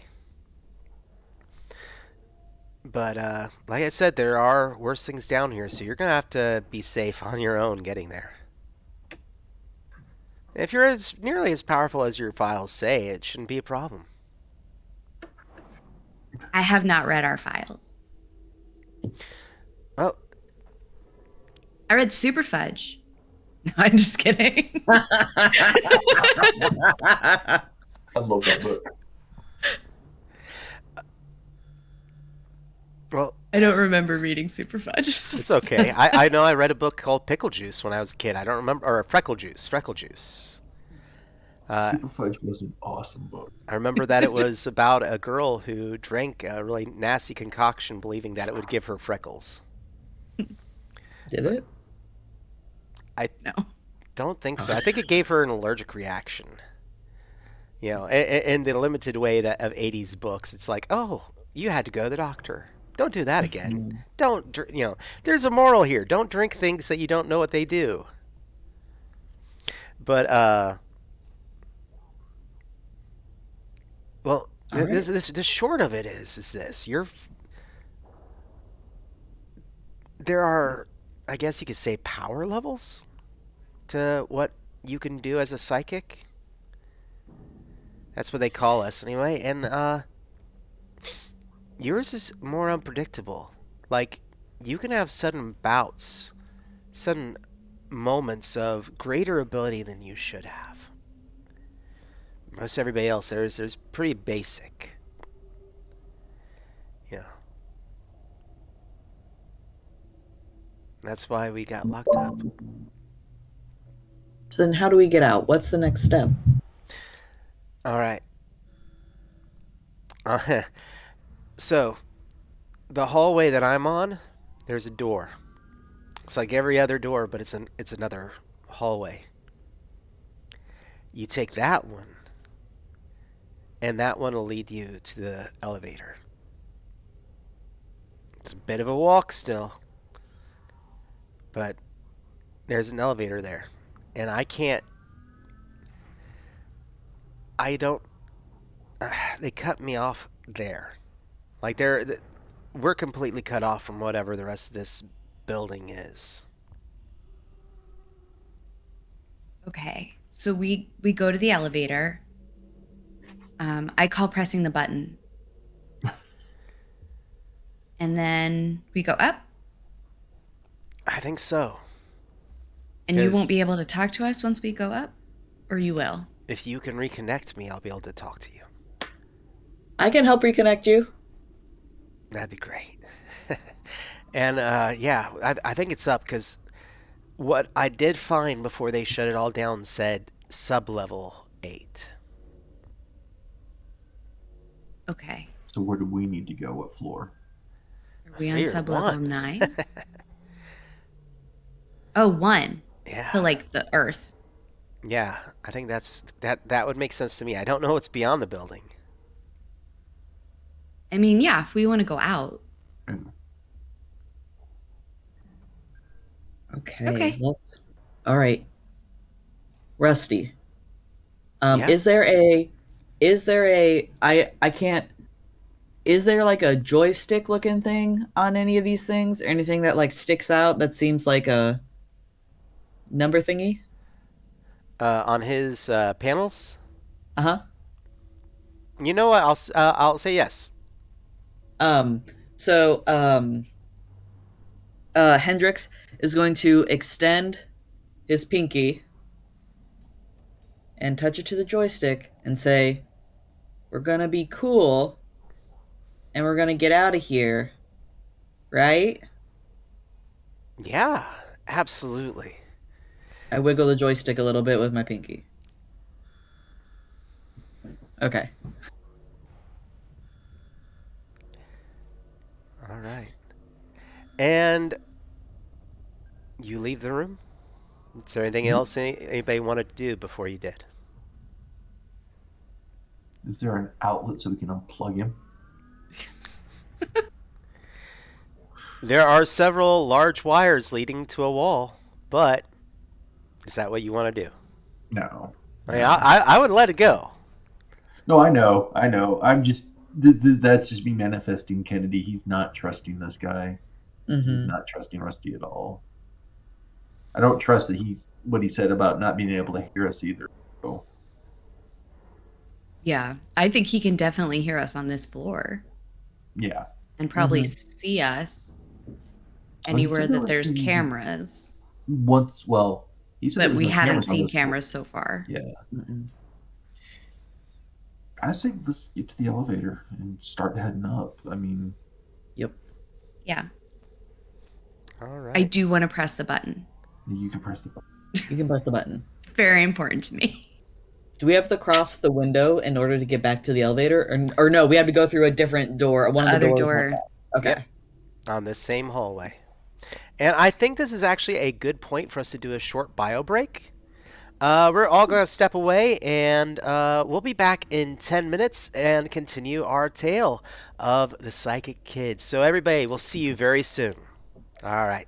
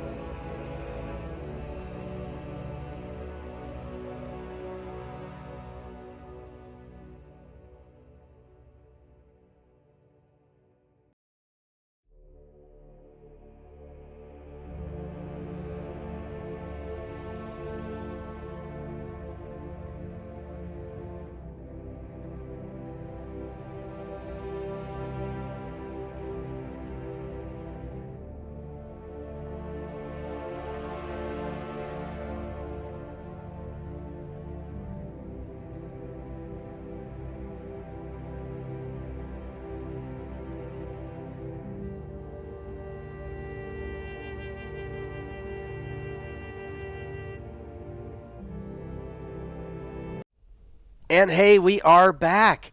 Hello, everyone.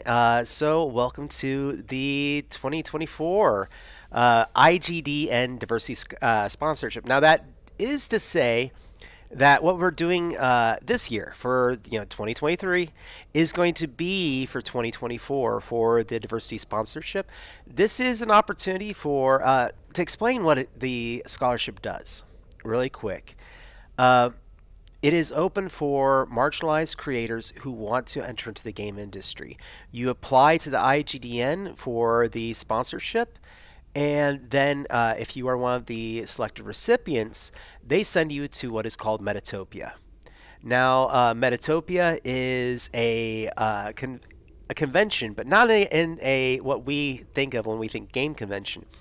It is people from all over the industry coming together to discuss the topics of game creation, everything from interacting with the people that, like, say, a company that like Eaststar, who has makes the big box games of like if how do I make a board game, things like that. So there are panels galore, interaction with people. You can bring a game there and have people who are high up in the industry try out your game and give you feedback on it. It is a wonderful opportunity, and many people who have gone to Metatopia have gone on in the industry to work for themselves, releasing their own games, all the way to working for Wizards of the Coast and making D&D. The opportunity to go to Metatopia is a huge thing, and at the same time, the IGDN has a sponsorship. You also get a mentor from somebody who is a member within the IGDN.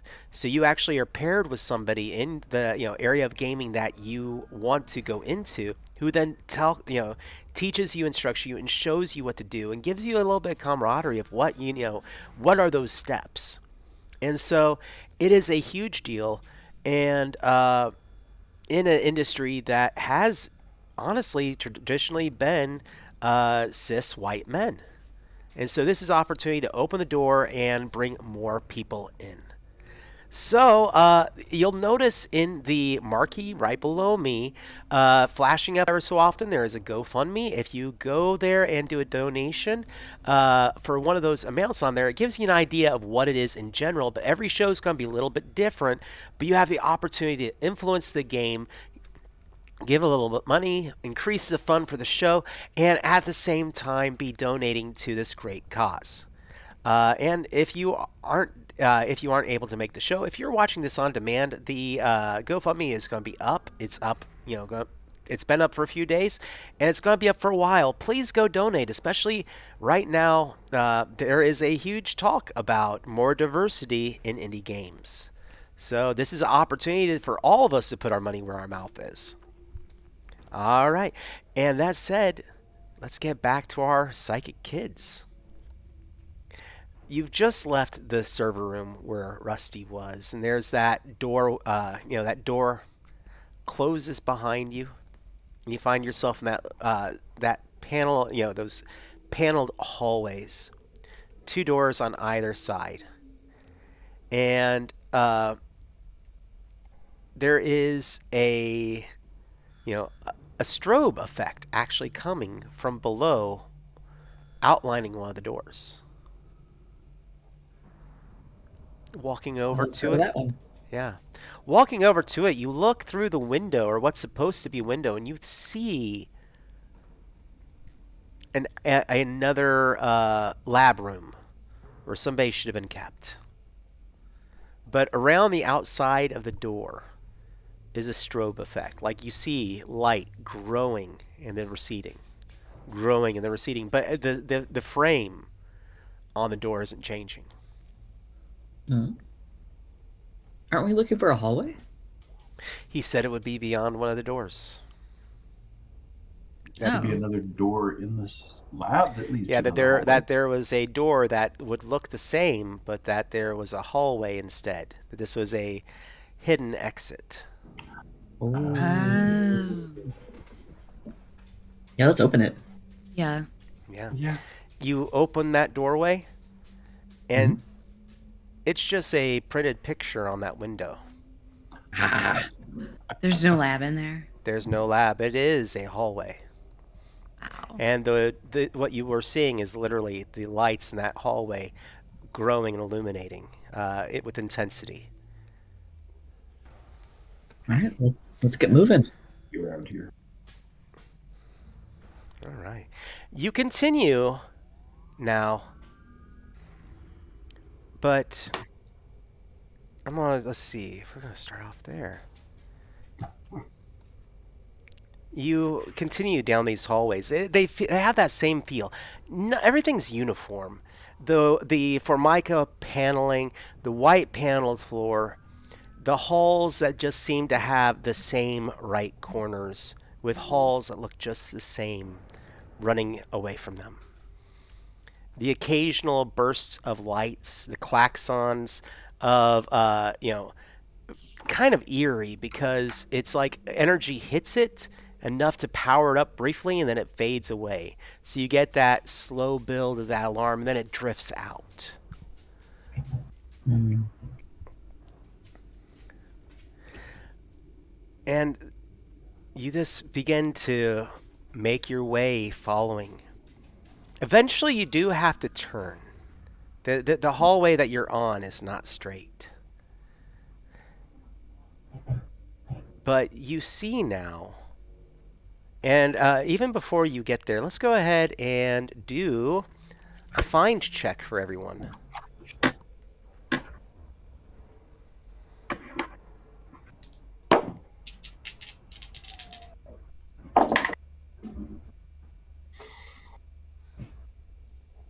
Okay, 2. And Kaitlyn? I have 1 success. All right. I failed. Took most of my tips. And remember, Shawn, for a failure, you do Okay. get your energy point. Actually, before I do that, I do have a roll. So, okay, 1 success. I wasn't counting the re-rolls. Ah, okay. All right. Then forget that bonus point. But you all hear the sounds of an adult, but they're yelling. They're like, stop! What? And you hear this as you're approaching the end of the corridor.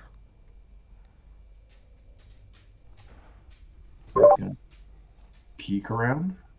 Hmm. All right. As you round that corner, trying to look down that hall, down this hallway, it is a hallway, but only for about 10 feet. And beyond, you see a chamber where there is a bridge going over an immense chasm. And you are looking, you're looking across, and it's deep. But at the same time, you look up in this chamber, and it's like it goes off into darkness. It's just this Upwards? upwards, this huge, immense pit. But on this bridge, this metal bridge with, not so much, with rails, not so much banisters, but rails, metal rails going across, you see a guard. And he is fighting something. Now, you see a group of luminescent orbs of iridescent light surrounding this agent, like a swarm of angry wasps, and they're just pushing him around. These beings with lights seem to emanate a strange tonal sound without origin and are harassing this agent. You watch as they begin to lift him off the catwalk. No. With sound? With what you feel is psychic power.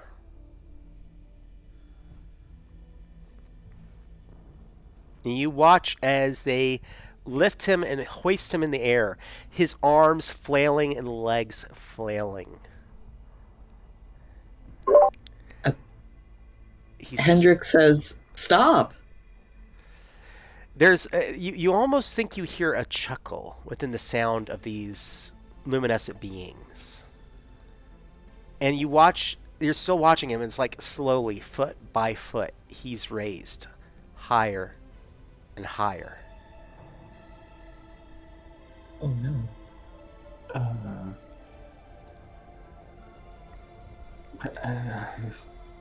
We're just little children. I will say there's about 4 of these things. Can we see if someone's directing them, like on the other side of the bridge, or? You don't even need to make a pull or a roll for it. Looking around, you see nobody else physically. What if this is what Rusty was talking about? I think this is what Rusty was talking about. I think this is him. Oh. We? Do I get a sense that those orbs have a physical presence? I will let you, if you want to, reach out. There's like an energy within psychic power that courses through you. If you want to tap into that moment and see if you can feel something from them, I'll let you try and make a pull. I just want to see if I can scatter them so the guard will drop back to the bridge, is what I'm trying to do. So, and how are you trying to do this? Using my psycho, what was it? I lost it. My somakinesis. I want to see if they're a living creature, and if that's the case, I'm going to see if I can force them away from. Okay. You know what? It's going to take quite a bit. I'm going to be looking for quite a large success. So, okay. two qualities or more. Okay.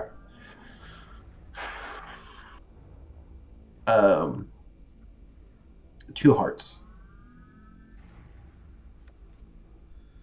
Oh! My power's just bad. You reach out and you feel connection, though. I'll say this. Part of that failure is that you don't feel a physical form. You feel the physical form of the guard. I think. So I tried to scatter them, but there's nothing there. Uh-oh. They're just energy. Actually, so Jess is back in our chat and has done the $10 for minor aid. Ooh. Oh, thanks, Jess. So Jess, thank you so much for hopping in. I'll let you. That minor aid. Remember, $10 is a second card. Okay. Do you want to keep that? I haven't even picked the card up yet. Do you want to stay with what you said and have it be a second card that you have pulled with that chance of it being closer, or do you want to say something new for it? Well, since we kind of already, we'd have to retcon that I can't physical body there. Can we just hold it for another check later? You can. And also, if somebody wants to use their psychic power as well, but I'm gonna actually save Jess using their power right then. Let's go ahead and say that he manages to reach a hand back as as the body's flying up, in the air. Hand grabs onto one of the rails, and he's now grabbed onto it. I don't think there's anything there. I think it might just be energy. Oh, then we should go while they're distracted. He got a hold of something. He'll be okay. Right? And for fun, I will remind you, y'all do have the Velociraptor outfit. If I'm worried if we scare him, he's gonna let go of the bridge and fall to his death. Or scare the creatures, though, if you want to try. Okay. Your call. If you want to hang on to it, you can. So can you remind me of the stats? I think I can scare up to 3 beings. It's a pull. Yep. By the way, friends in chat, so earlier SiSi purchased the larger gift for the group, which is a special item, and they have the 2 realistic inflatable dinosaur suits.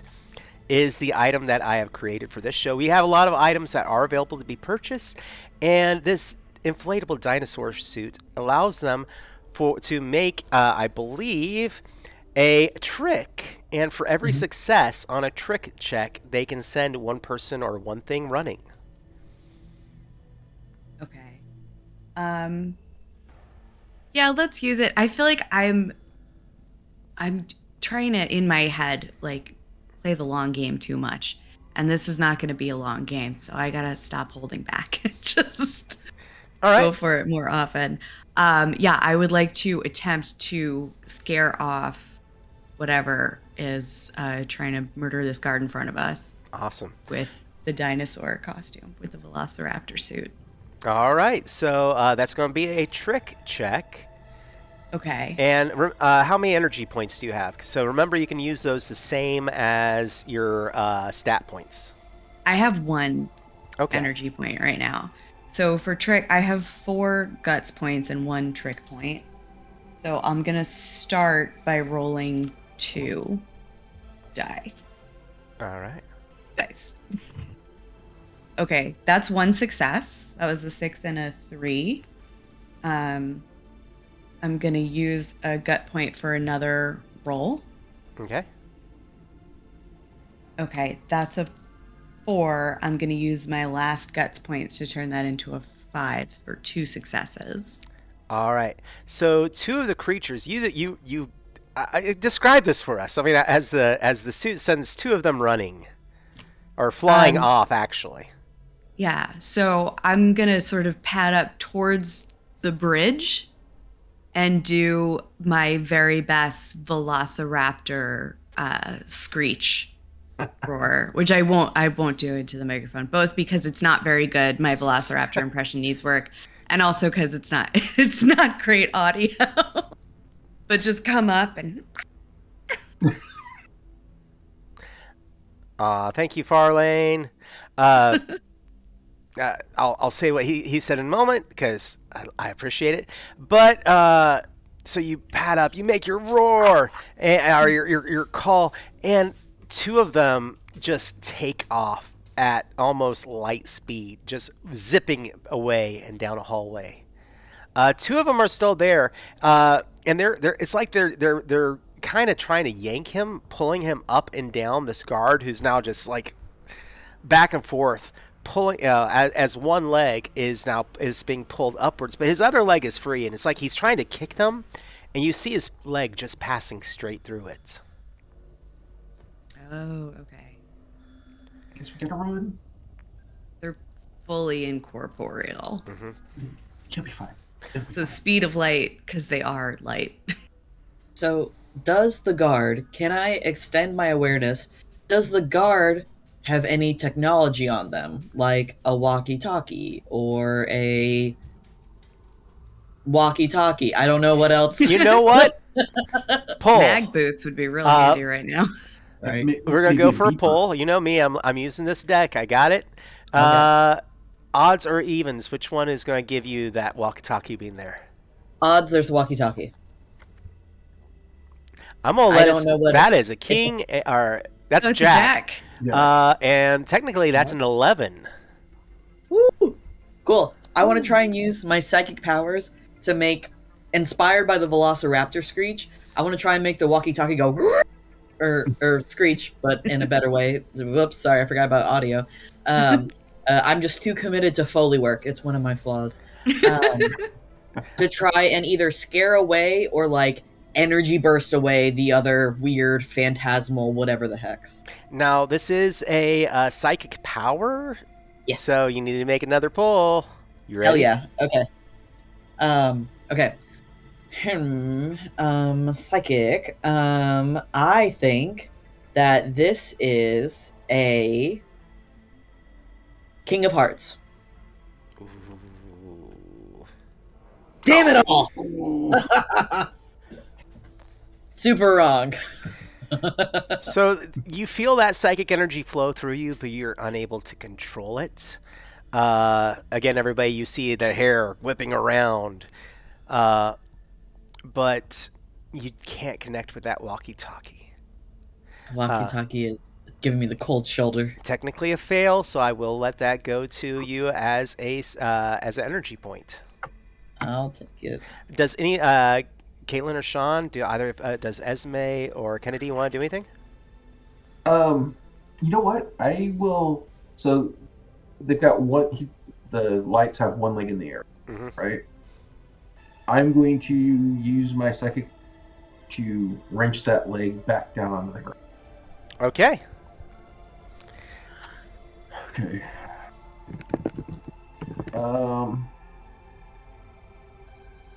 3 of hearts. Oh, we're doing so good earlier. I know. I started too hot. I started the game too hot. Now, friends out there in Chatland, remember, you can, for $10, they draw 2 cards at a time. But, so, you reach out with your psychic power, and again, it's like the energy is there, but you are not able to grab onto them. Kaitlyn, anything for you?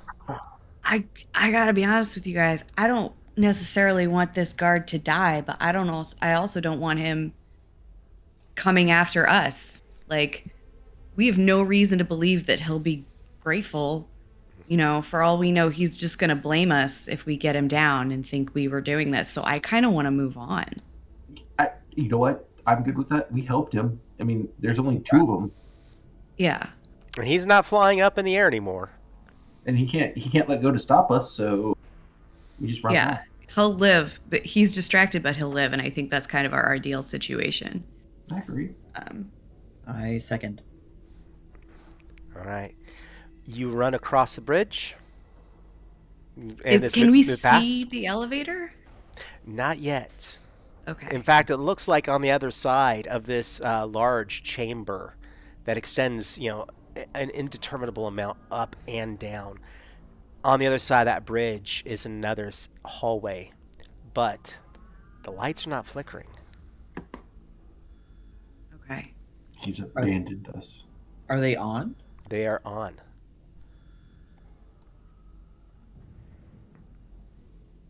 Well, let's go. Let's keep moving forward. Yep. All right. You move across, and the guard is... he sees you as you go, and he's just like, "Hey, don't go that way. You need to go back to your rooms." This hangs on to that. He doesn't reach out for you. He doesn't try to kick you. He just yells at you as he's holding on to that railing. Eat worms. You're not the boss of me. I make a fart noise.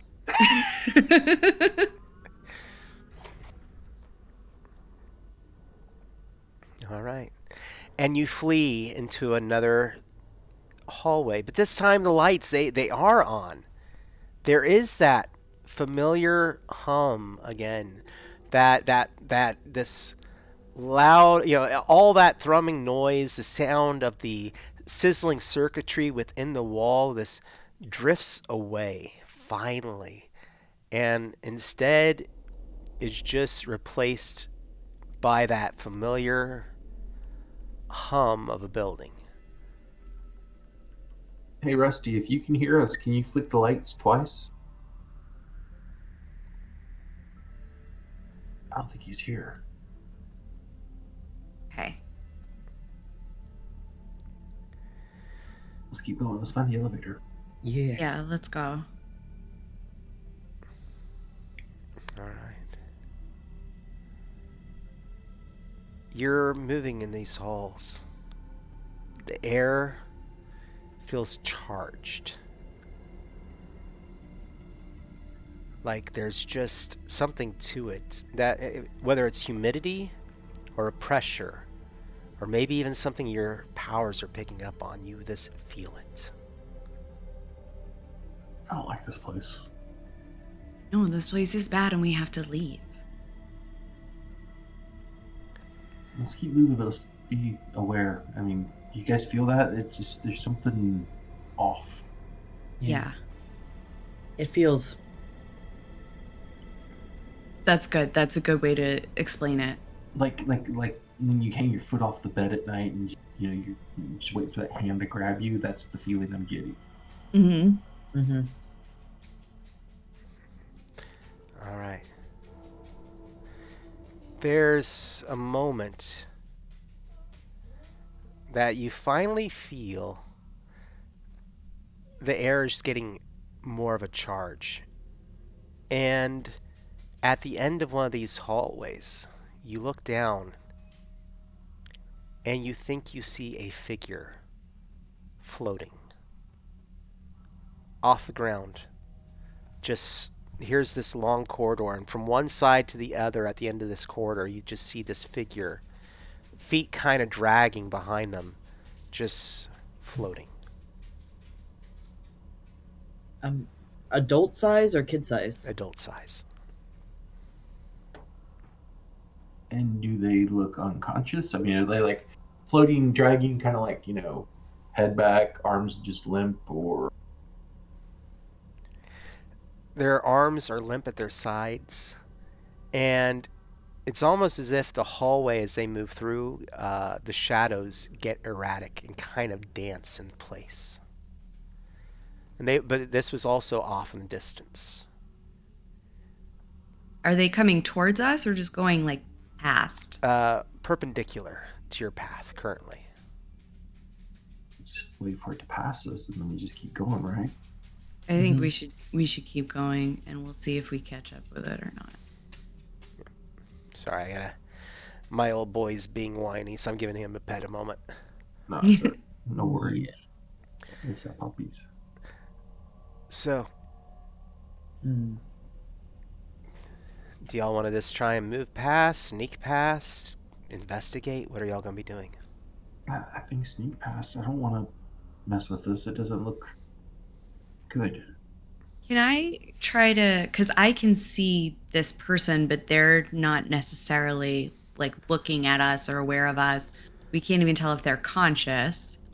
But can I just try to make them feel, what's the opposite of suspicious? Like, just make them feel real chill about whatever's going on right now. Yep. Sorry, we have a question in chat. Really quick. So, chat, there is a GoFundMe link that will pass by about every 4 slides. You'll see that there is a link to go to a GoFundMe page, or if I do this right and I select the correct reward, I can also do this, and this should give you the... There should have been a reward link that popped up to where you should be able to go, but it looks like it did not go. One moment, I'll give everybody that GoFundMe link. Yeah, it's not, for some reason, it did not pop up the link. One moment. I see it now. I just spent a Cthulhu. Yep, alright. Seeing if I can drop this in there. There you go. There is the link. That is where you go to do your donation. And once you do a donation, just tell us what reward level you're purchasing, and we will put it into game.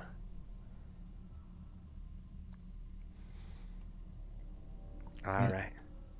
While that's happening, so y'all wanted to sneak past, you said? Oh, there's going to do some. Esme was going to do some powers. Okay. Yeah, I'm trying to make the floating person feel real cool with everything that's happening right now. Just very chill and on board. All right. So let's go ahead and make that power. Ace of Hearts. So yes, 2 for 3. Yep, that's 2 out. That's 2 out of 3. So that's the color and the suit. So the power goes off as intended, and you calm it. You calm this creature that passes. That's going down this hall. You actually see the shadows flicker less. Its feet come to a rest on the actual ground.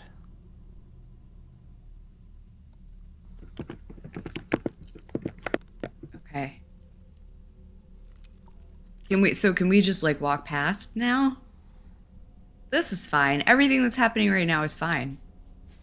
No nightmares here.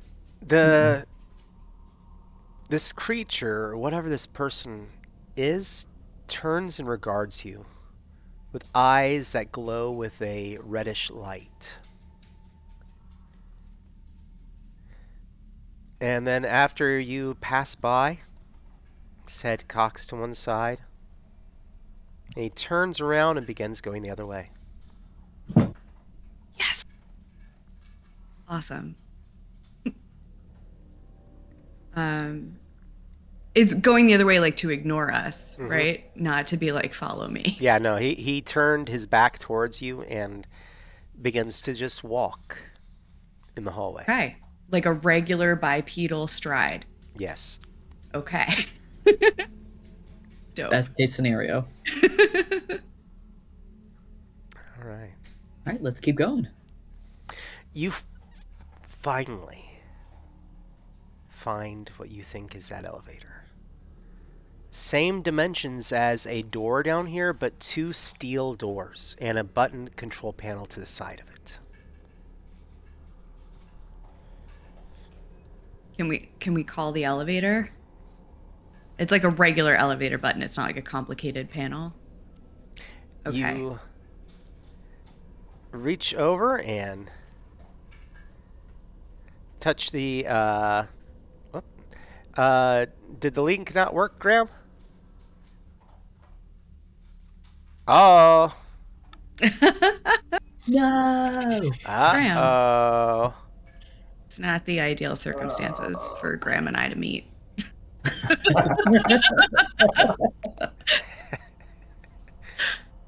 All right. I'm just seeing what we have here.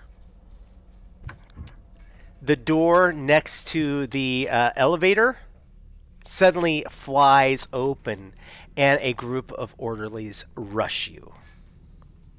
Oh no. Oh no. All right. And we find ourselves in a combat. If only we had a dinosaur costume. I was going to say, can I use the dinosaur costume more than once, or is it a one-time use situation? It can be used once per scene.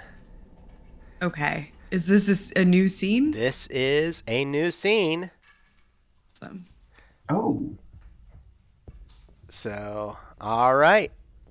And John, just as we go into combat, I just did the $50 donation. You did the 50? Yep. Oh. It hasn't shown up yet, but... Well, Graham actually wants Red Eyes to come back, and so I'm also going to say that as the orderlies rush, you also feel that psychic energy coming back from behind you. That same feeling, and the shadows begin to dance in the hallway. And somebody just did the $50 donation? I did. Ooh. Oh, my friend. I kind of I'm gonna look at my list really quick. Because I'm gonna give you something fun.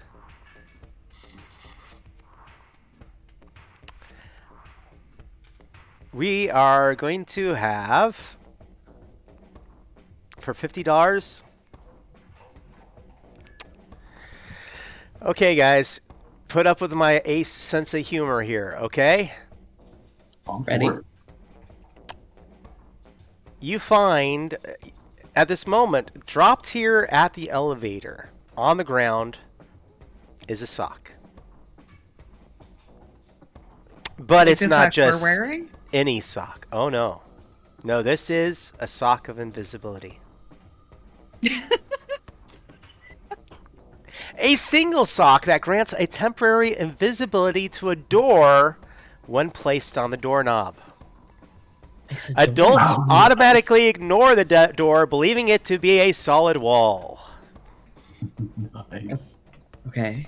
So if you can get in a door and put that on the door handle, the door disappears to all adults. For everybody who has ever lived in a college dorm, you know where this comes from. God, Guys, I crusty. I found this on the floor. I, I don't know why I know this, but if we put it on the door handle, all the adults will ignore it. Cool. So we could hide in the room, put this on the doorknob or the handle, and they'll just go by. They'll be like, "Ooh, don't go in there." Are there any other doors around us right now, or is it the elevator and the one that they came out of? The hallways are uniform to for utility and also to confuse. So yes, there are doors everywhere. Gotcha. Okay. Yeah. Is there an order of initiative in combat in this system? Usually it's done by card draw in any other +1 system, but I believe for Psychic Kids it is done by a roll. But you know what? Let's just keep it going rather than having to make this pull. I'm gonna set it up that we do it as a trade-off. Y'all have one person go, and then I'll have somebody on the opponents go. So does that sound fair? Yeah. Yeah. All right. So Do you two mind if I go first and try No. to scare them away? By all means. all right. So within the group of orderlies, we're going to say there are 4 orderlies. Now, do you want to use your costume on them or on the thing coming from behind? On the orderlies. All right. Okay, so just like before, it's trick. Mm-hmm. Okay.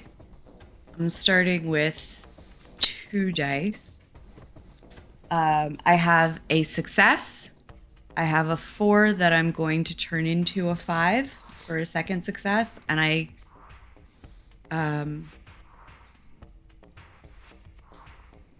I'm gonna settle for that. I'm gonna keep 2 successes. All right.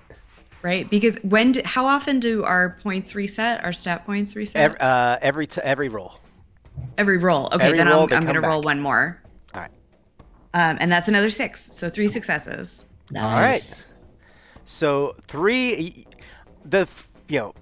Imagine this scene. You've walked up to this elevator, and the orderly's thinking, "Hey, we've got them." The door yanks open, and the group of them run out the door. And you turn in your little velociraptor costume, kind of make your screech, and 3 of them turn around and run right back in, closing the door behind them. The one guy is left in the hallway. And the creature, however, is now approaching. I'm going to say that he begins to come towards you. And he's going to do something. Because of course he is. Something nice though, right? Something Yeah. nice. Warm hugs for everybody. Yeah. Has his chill worn off? Hmm? Yeah. You I thought so, but All right. So, what I'm going to say. I'm going to have him enact a psychic power. But here's the thing. I can't see my card. So I'm going to turn around, hold it up to the camera, and I'm going to tell you what I see. Or what I think it is. Y'all ready?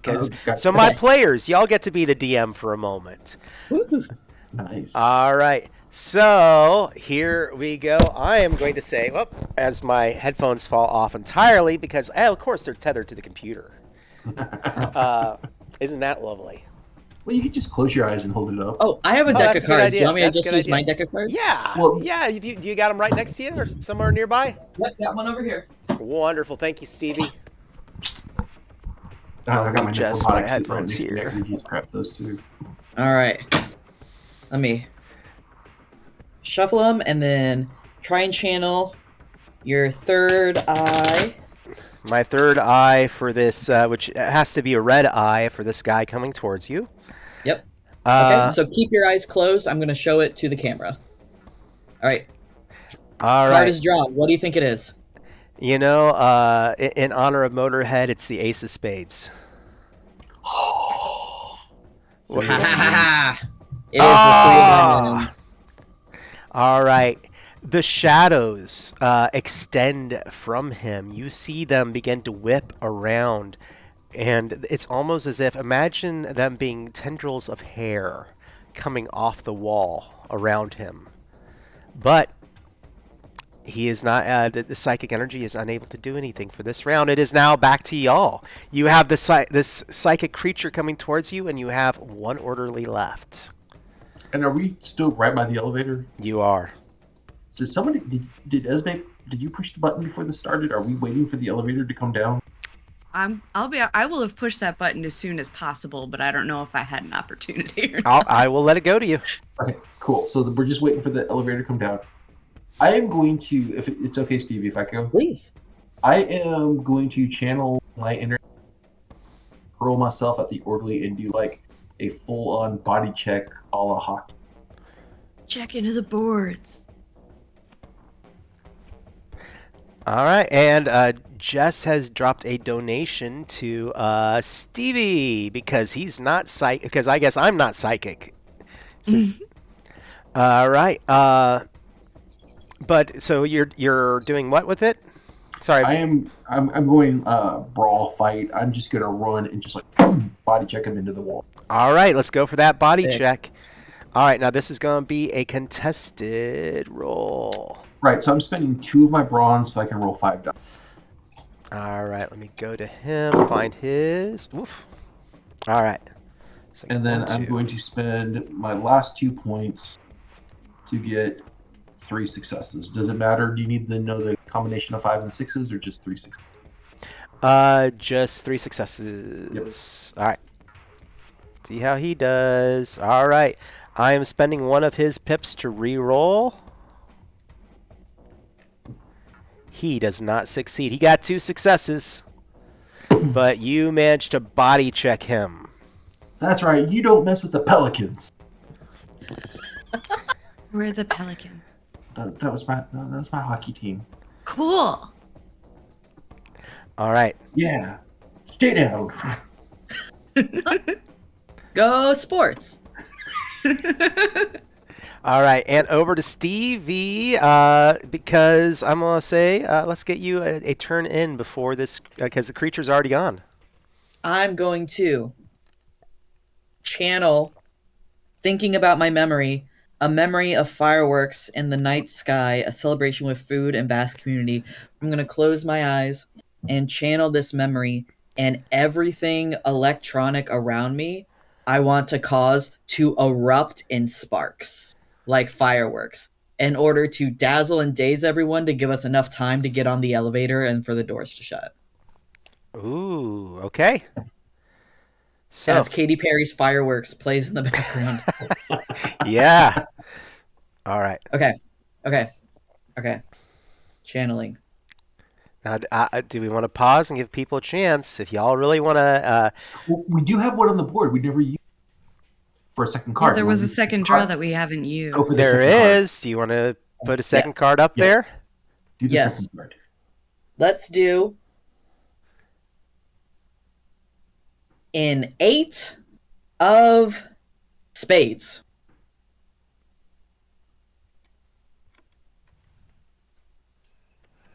Ten Okay. of spades. 10 of Queen of spades. hearts. Okay, Ten so of that's out spades. 3. That's the That's color. good. That's the suit. Okay. So that is it. Your power goes off. It is not an overpowered, like the ultimate expression of it, but yeah, you channel that energy and the lights explode in, brightness, filling the hall, just sparks going. And in that moment, the shadows recede away. As light bulb after light bulb after light bulb pops in that hallway, and the group of you, as that doorway opens into that elevator, rush on. Push the button. Push the button forward. Yes. Oh Push the yeah, button I'm forward. smashing the buttons. And even as you smash the buttons, there is something about this that, oh my goodness, fills you all with a little bit of dread. walking onto that elevator. The floor that you're on of this elevator is that kind of great worked metal, like just it's not Rybar. Have you ever seen those seats that those metal outdoor seats that are kind of like the pattern holes and everything Oh yeah, else? That's Yeah. what the floor is made of in here. and you can see down. Ooh. I And hate you to be that see guy, into but we the got another abyss. hindrance. Oh no! There's a competition between who can do more hindrances or bonuses. All right, let me find you a good one here. I might hang on to it for after the elevator, if y'all don't mind. Yeah. So the doors close behind you, and the very fabric of reality shifts subtly, and you're looking into a void as you're looking down at your feet in this elevator.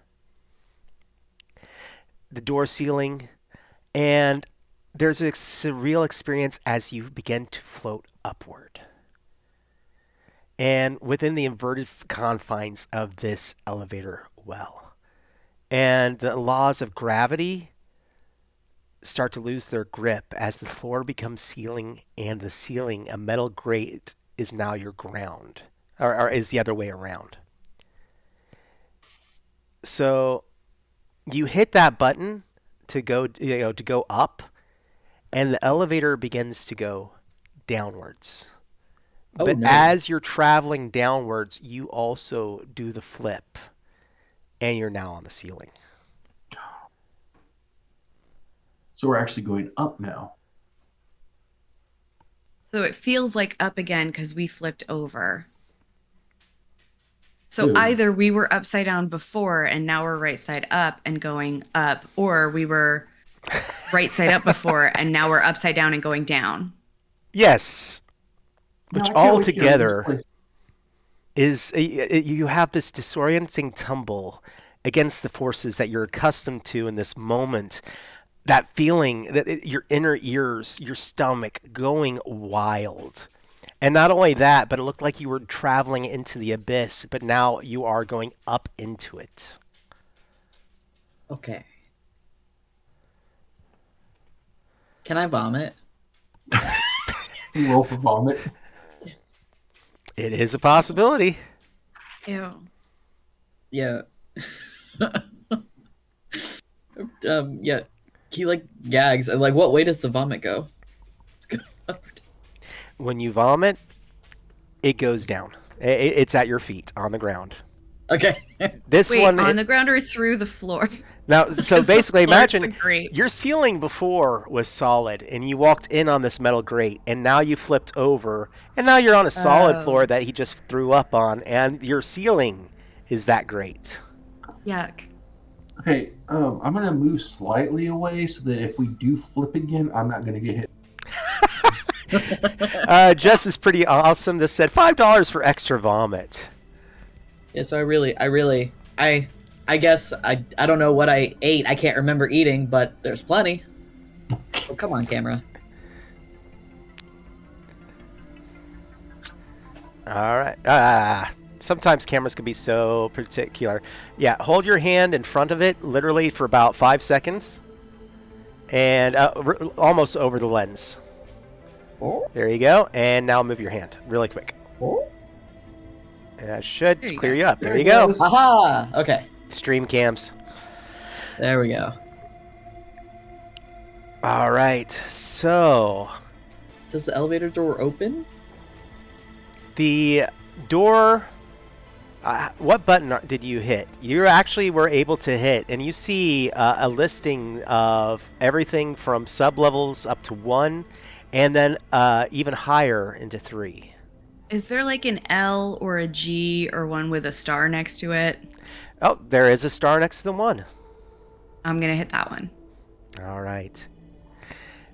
The door opens, and the facility that you now see before you is in disarray. In the hallways before you, there are overturned beds and scattered medical equipment, adding to the confusion. There's the sounds of blaring alarms, which only adds to this chaos as you watch guards who are now fighting off groups of young patients trying to run through the hall. Shouts and screams are echoed as these guards are dressed in heavy armor and fight with children, wrestling them to the ground in attempts to subdue them. Some children have banded together and they're using combined strength to push past the guards. Others have hidden in the shadows and are waiting to slip past the guards unnoticed. But despite their best efforts, some of the children are managing to slip past. However, somebody did purchase a hindrance, and a group of guards descend on you and this vomit-soaked floor of the elevator. You're welcome. So there's that moment of, I get them. Ooh, ah.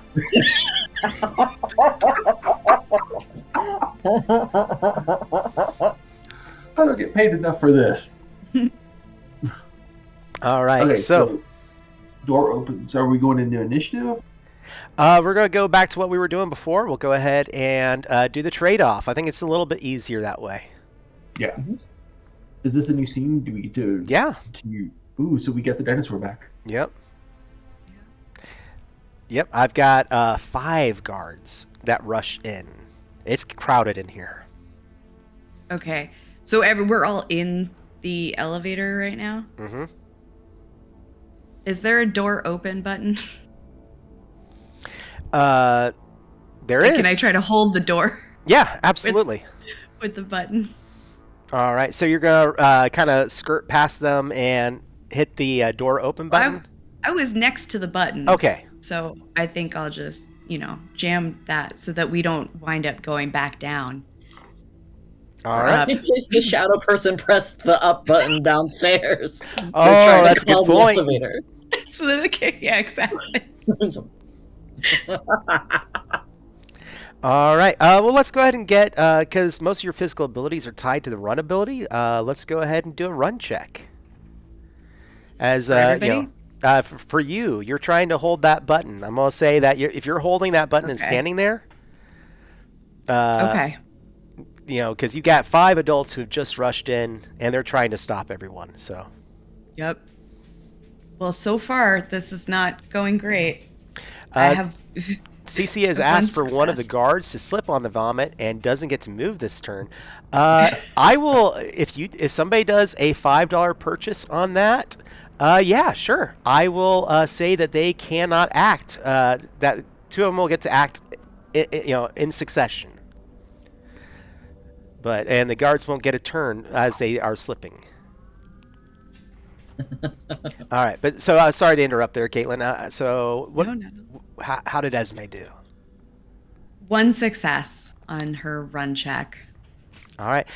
Success is all you need, but this does mean that you are standing there, in the corner, braced up against it, holding the button for the moment. That's her whole turn. All right.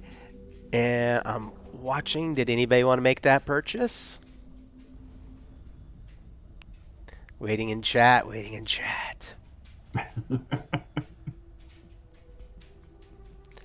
All right. I'm going to say that the enemy is going to go. So, this group of field agents begin to try and they see that they're actually kind of, that human kind of interaction of what's the biggest target in the room. Uh-oh. And so they're going to try to fight off Shawn. Now, Shawn, what is your brawn rating? 4. 4. So technically, in order to do wrestle you, they have make 4 successes. Okay. So, all right. Let's see how they do on their check. And I'm going to have them buy 2 dice so that they can roll 4 to start. But this makes it a little bit tougher, but it gives me 2 dice to hold back. Uh-oh. I'm going to spend 1 for a reroll. I only got 1 success.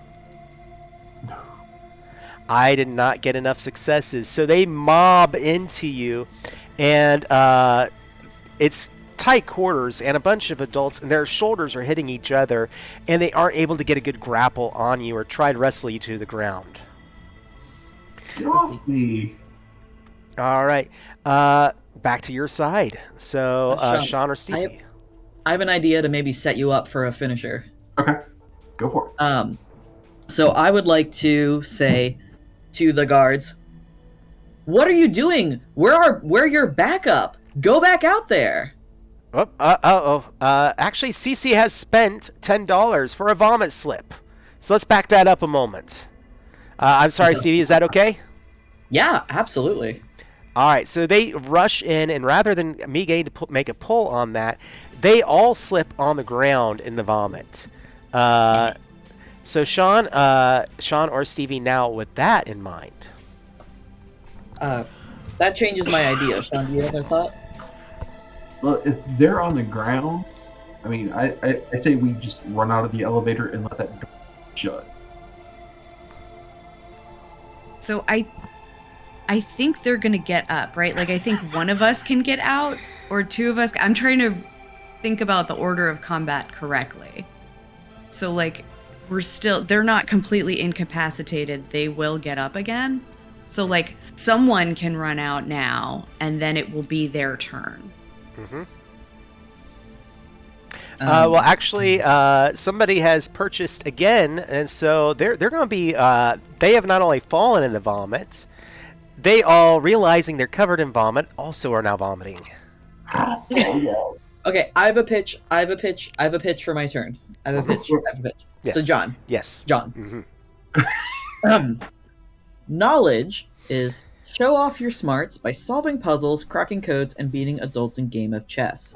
I imagine that I can't remember the exact memory of it, but there is a vague recollection of puzzle games or different puzzles that Hendrix has solved before, and he is going to hop on the adults in a certain pattern to try and hit all of their heads without crossing over twice, and thus incapacitating them and maybe getting out the elevator? Would that be knowledge? You know,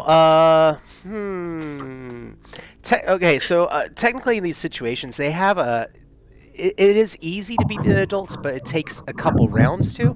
But we have had a lot of help from the audience. I will let it go, but I am going to set the difficulty at a 3. That seems totally fair. I'm going to, let's see, I'm going to buy a dice, and so I'll be rolling 4 dice. Okay. So then I'm going to spend another one to make a 4, a 5, and that is 3 successes. All right. You watch as Hendrix this kind of bounces off the heads, which of course they get a face full of vomit at that point. Oh, okay. Esme's gonna throw up a little bit.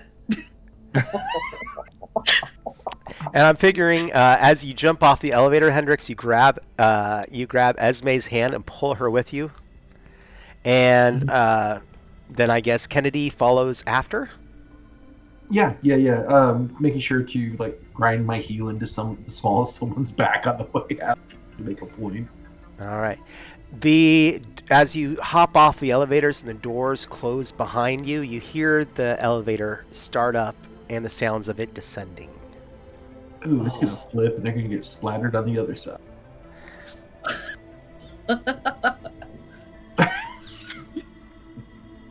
All right. Are we helping or are we running? I want to. I mean, helping who or running? Can we see a door? Is it just pandemonium?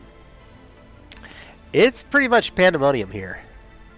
I will say that maybe about 50 yards in this very large hallway where all this craziness is happening, you see what look like glass doors. I mean, are we? So, if we can find like a little. Are we helping Rusty or are we out of here? Because if we help Rusty, I mean, a lot of people are... Well, I'm a we little need- worried that Rusty's going to kill everybody. But how are we going to find out where we go after this? How are we going to find our families? Well, look, when kids go missing, it's all over the news. We'll find it. We'll go to libraries. We're not going to go to the police, but we'll go to libraries. We'll find newspapers if we can. We'll figure it out. But we can't trust anybody in authority at this point. Kennedy, I've been here for 3 birthdays. I don't think anyone's looking for me anymore. I don't think our parents would ever give up. But Maybe- Rusty and Pinky promised to be cool. I don't think he's going to be cool. I think he's going to break. I think you're great and that you're full of trust, but I don't think he is. I think he's going to betray us. And Esme, are you going to actually trust that he's going to give you the right? I mean, no, but I want my file. I don't trust that he's got a file. We're not dangerous. We're not going to hurt people. I'm not going. I mean, you just stepped on that guy. But he also punched at me. Yeah, no, he was totally mean. He super deserved it. Right, but I don't think that everybody that works here is going to be super mean. Yeah, everybody who works here is super mean. They took us. Well, no, the nurses, we don't know that they know everybody here could have been taken. I mean, I tell you what, if we can't adults find took me. If we can't find your parents, you can come stay with me and my parents. You too. Both of you can. I just want to look. I just want to look for our files before we go. If we can find a computer, maybe we don't need Rusty to find the files. Okay, I'm for that. I just don't trust Rusty. Okay. But if it's files or escape, what is more important? Like if we can't get to the files, are we Escape. yours? I just want us to all be on the same page because I don't want to leave anybody behind. I'll do what you guys do.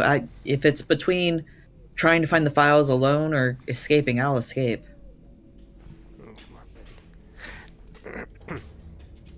All right.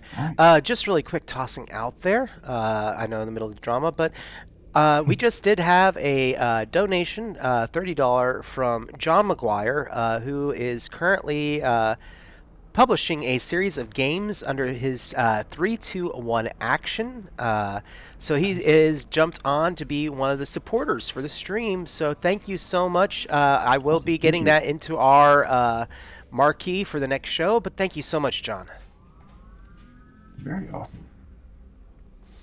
Thanks. All right. Can we see through the glass door to see what kind of thing is behind it? Absolutely.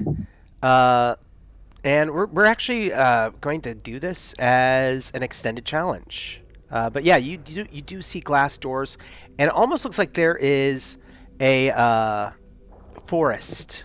Like the sidewalk goes out for about 20 feet, but beyond that is wall of trees.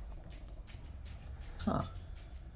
But I'm going to set a difficulty, and we're going to do this kind of storyboarding it a little bit. So give you an opportunity to tell your character's story, and in a way that we're going to make it an open extended challenge of 20 successes. Ooh. 20 successes as you tell the story of your character going down the hallway. What are they doing to get out of here? 20 successes as a group. Okay.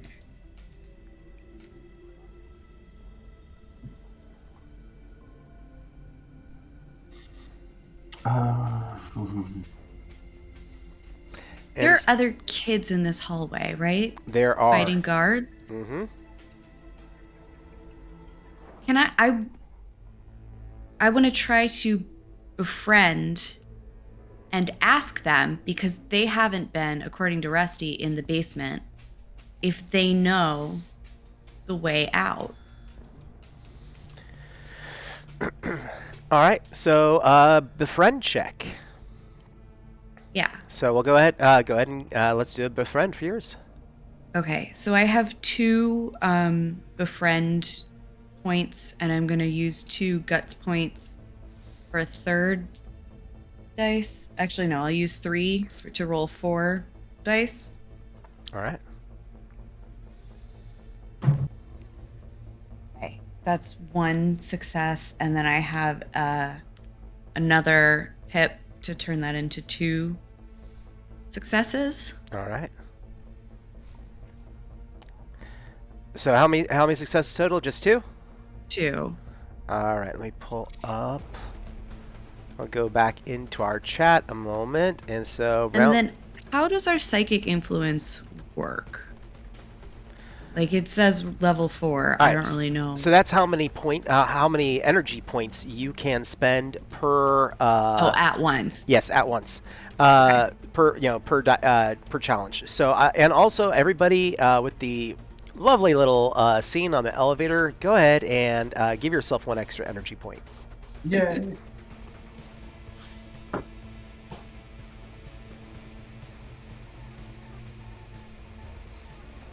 All right.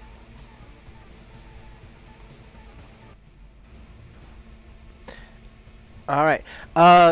So you're in the hallway, this chaotic scene, and you see one of the kids kind of crouched down behind a turned over gurney, waiting for some guards to pass, and you call out to them, and they're like, we're all trying to get. He points down the hall. He's like, "There's those doors there. There's another door down. There's a window. I think somebody smashed out that way. We're just waiting for. And this chaotic scene is telling you this is the way we need to go.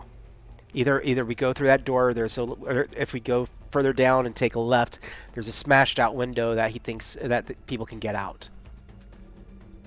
And you in fact see, like I said, a few of the students running out of that doorway at the end. They're managing to fight past the guards, slipping through legs or whatever else to run past. And do we see by that front door like a reception area that might have a computer that we can get Hendrix to?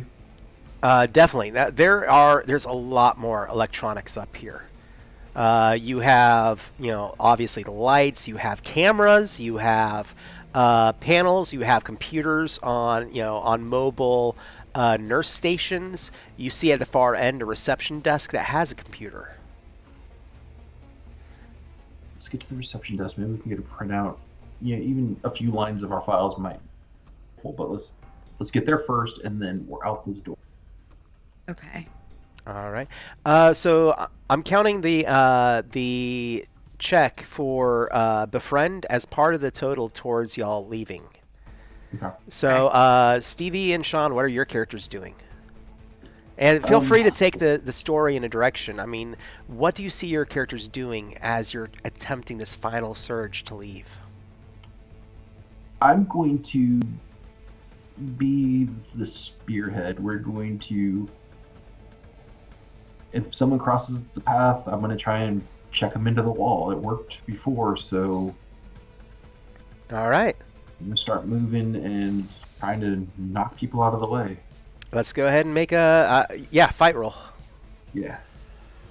So I bought 2 dice, so I'm rolling 5.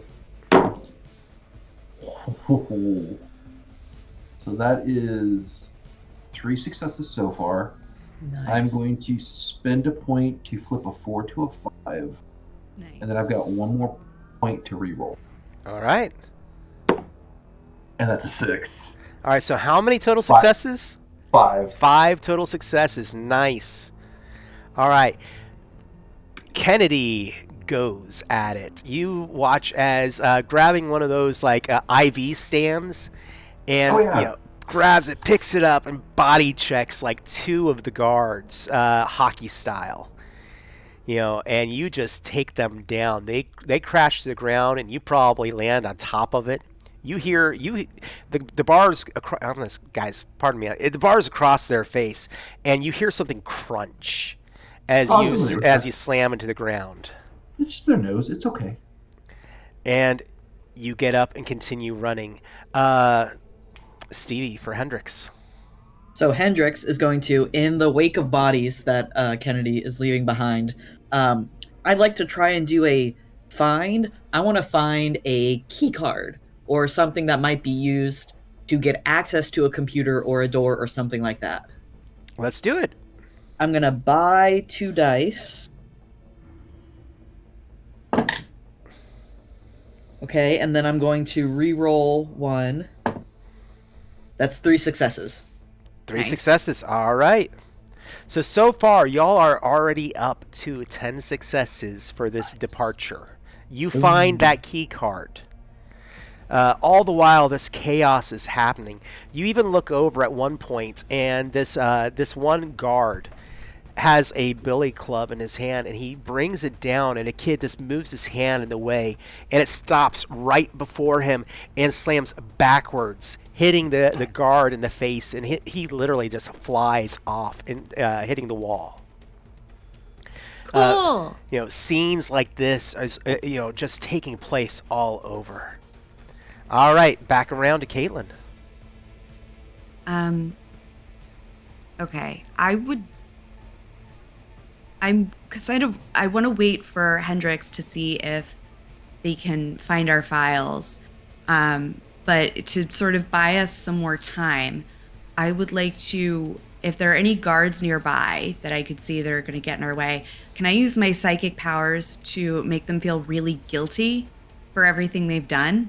I like it. Let's go for it. Yeah. Ready? Yes. Wait, am I? Are you? Yeah, I am. It's a 7 of hearts. King of hearts. Nice. That's color and suit. So that is your psychic power does go off as intended to the way it is. You watch as guilt overcomes several of the guards. And it's not just guards fighting. I mean, it's nurses and orderlies trying to wrestle these kids. And you watch them all stop, and in some cases, the kids just begin to run past them, and they turn and watch. In another case, like one of the guards that was manhandling a group of kids just kind of drops them, and they all turn around and topple him to the ground. Nice. Yeah, I just want to see someone being like, "This is not why I got my PhD." Like, and I'm gonna count that as 3 successes towards the exit. So that does put y'all currently at 13. Stevie or Shawn? I can lose successes. I have an idea. Yeah, please. So I still got that IV stand or pole, and I see, in the hallway, like guards or something running. I'm just gonna throw it. All right. Because I'm like super trained in throw. Let's go for it. Yeah, throw. I'm gonna buy an extra dice. So that's 5 total. All right, I'm going to spend 1 more to reroll. I'm going to spend another one to change a 4 to a 5, and then I've got 1 point left. Can I do another reroll, or is it only just once per? Technically, you're only supposed to do 1 reroll, and then cool. Use the rest to change. Cool. Then that's 4 successes. 4 successes. wow. All right, so y'all are now up to 17 as you watch that that IV stand just sail through the air, and it actually does a weird flip in the air because of the weight of it. So the rollers kind of flip over, and you watch that crush into one of the guards, hitting him in the side of the head, and he just kind of goes limp on the ground. Well, you might have just killed that guy. I'm not going to say, I don't want to mess with Kennedy's head like that. I'm sorry. I didn't think about that. Oh, God. He deserved it. Come on. Right. He's the one that gave us our shots. It's okay. Stevie. He probably was. Okay, I want to make it to the administrative computer. Mm-hmm. And can I do either a no or a fix to try and... That's me Absolutely. swiping the Nice. code card. Yep. And we just need 3 points. No pressure. No pressure. Okay, so I'm No gonna buy. No pressure. No I'm gonna pressure. buy 2 dice. So I'm rolling 5 dice. So I'm very smart. Let's see. And I'm gonna use a point to change a 4 to a 5, and that is 3 successes. 3 successes. So tell me, what are you trying to do with this computer? I'm trying to find our files and get them to print out on the, the type of printer paper that has the little holes on the side. Oh yeah, tear dot off? matrix Dot old matrix. It's printer. gonna take Yep. like 47 minutes. Oh, and it looks like Graham, who has changed their screen name out of shame, has bought us some more pressure. So with that, I'm gonna say you're printing that out. You have achieved your successes towards leaving. And you hear over the loudspeakers now, I told you, don't betray me! Oh fuck! I mean, dark. Oh, I thought he wasn't connected to this floor. You said a bad word. I said a bad word. Oh no! It's okay. Your parents aren't here. It's okay for that word. I heard the nurses use it once. Energy begins to course through everything. The lights are beginning to get brighter. You see there is a series of canisters on the wall here in this medical wing. Like, so the medical canisters, they're all on the wall with hoses running into them. Oh no! And you watch as one of them, the kind of belt that buckles it to the wall, springs off, and it's beginning to expand beyond its means. And you watch, like, on another one, the hose pops off. And you hear that sound, that psh, and you're not exactly certain what it is in there, but if it builds up enough pressure, this is going to explode. So how about some literal pressure for that $5? Yeah. Are y'all going to run and leave people to that fate, or are you going to do something about it?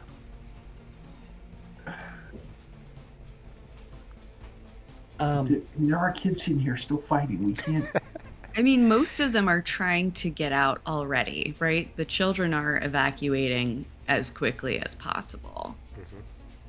Okay. I have an idea for our exit, but if we want this from blowing, I have an idea to try and not to escape, but I wonder what if we channel all 3 of our powers. I go in through the electron, and like we all like hold hands or something. I go in through the electronic system. Esme tries to influence the emotions, the scrap of humanity that Rusty has left, and Kennedy alters the physical, like the pipes and stuff, contorts them. No, it has to be a body. It has to be alive. But It does has to be Rusty alive. have a body on here, or he can only go into computers at this point? I will let you affect what is now his body. Okay. I imagine his body is like laying in one of these lab rooms somewhere in the building. Yeah. So like I can try and push it to sleep. Yeah. Or I think Or- it is asleep, but you could push it to like accept the consciousness back somehow. I don't really know. Oh, okay, yeah. Because And then just run out and not like hurt anybody. Yep. All I right. got that. Okay. This is going to be a hell of a check, people. You're asking your GM for a lot here. But With I'm our not powers I'm not combined. unprepared. So when I spend energy points for when I use my psychic ability, do I get cards or does it just amplify if I get it? So the energy points are used towards your standard tests. Ah, So you can't Unless use them for somebody psychic wants to ability. help buy you some extra cards, I want at least 2 of you to be successful in the psychic challenge. okay, that's doable. as is if we don't get an extra card. Is it? Yeah. Let's see. I will, and I'm gonna put. It's $10 for a card, right? Mm-hmm.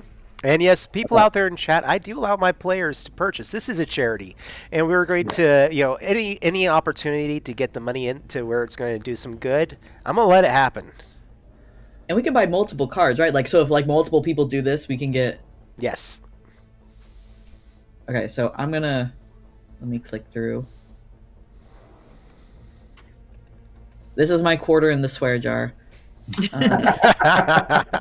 Well, I bought us one more card. All right, so one person gets an extra card, or did you do that for everybody?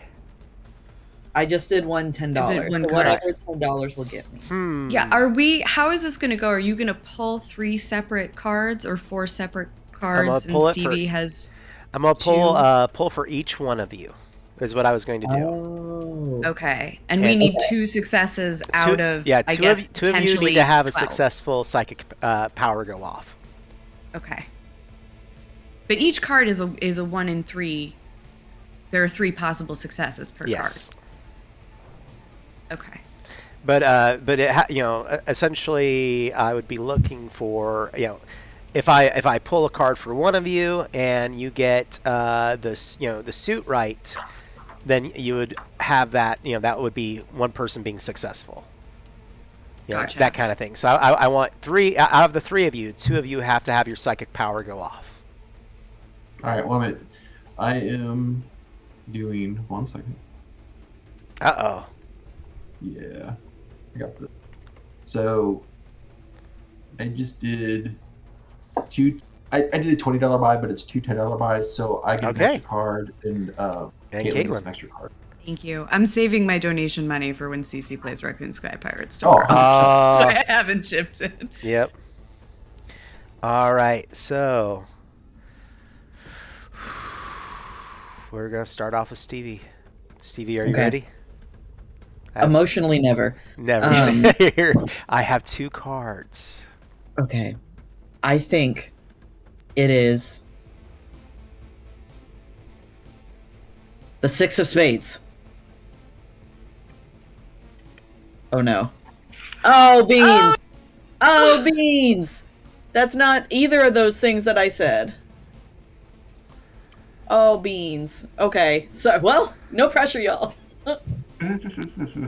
Okay, I'll go next. This has not worked well for me this entire game, by the way. I have yet to psychic. You said that the cards have been going in a discard pile once they're pulled, right? Mm-hmm. There are no queens left. Okay, I was going to go... Oh, good note-taking there. Yeah, I've like the worst card counter ever, but I've just been writing them down this whole time.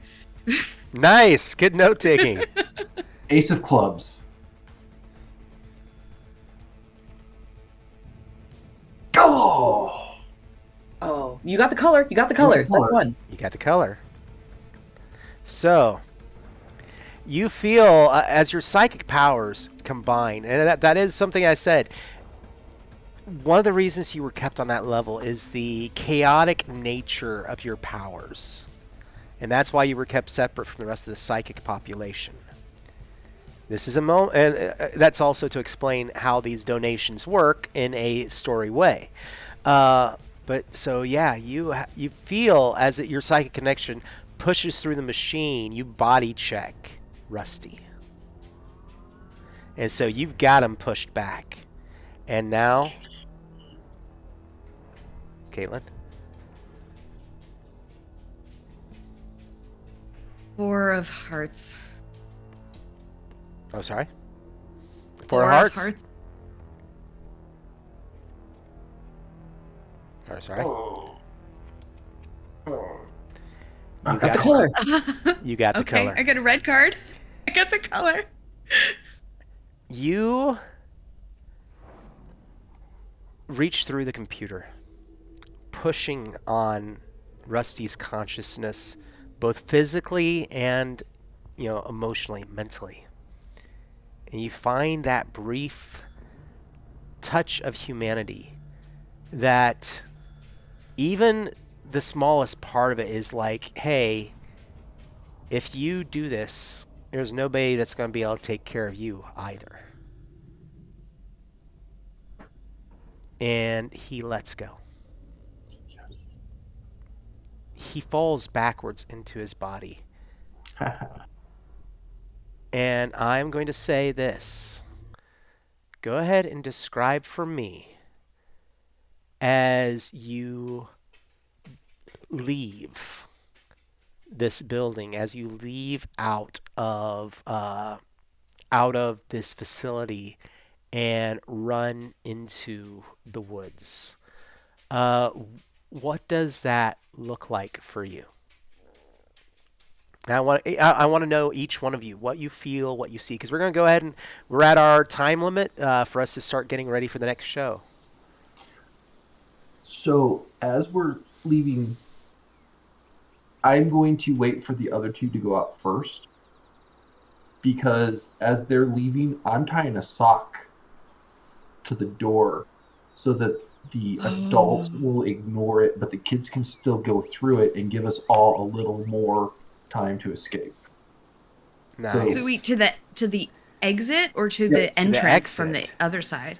To the exit. So it's the sock facing inward, so that when the adults come on it, they'll just see a wall.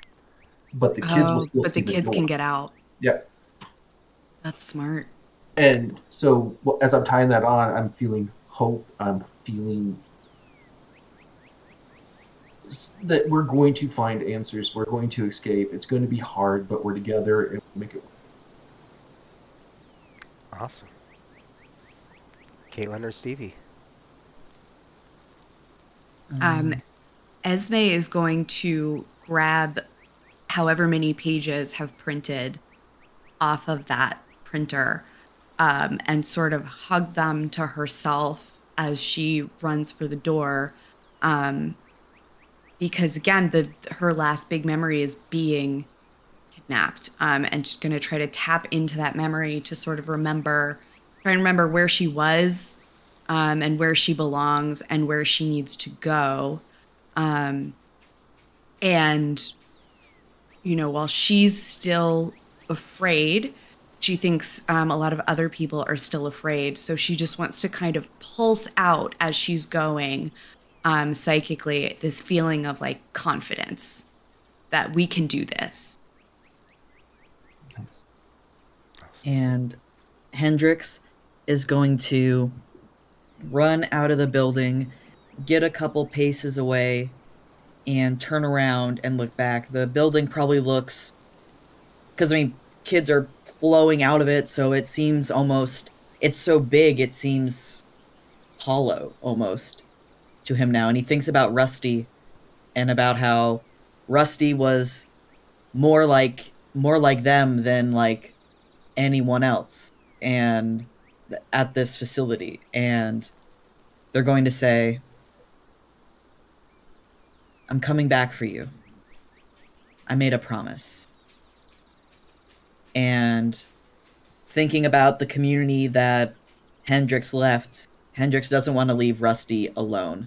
So Hendrix is planning on coming back one day to get Rusty and continues to follow them out. Awesome. Nice. And there's that moment as you all three leave the confines of the building, and all you have known, or at least it feels like it, because memories. The sound of the building no longer being what you hear, but the wind. A few steps, strides, runs off the sidewalk, finds your feet in grass.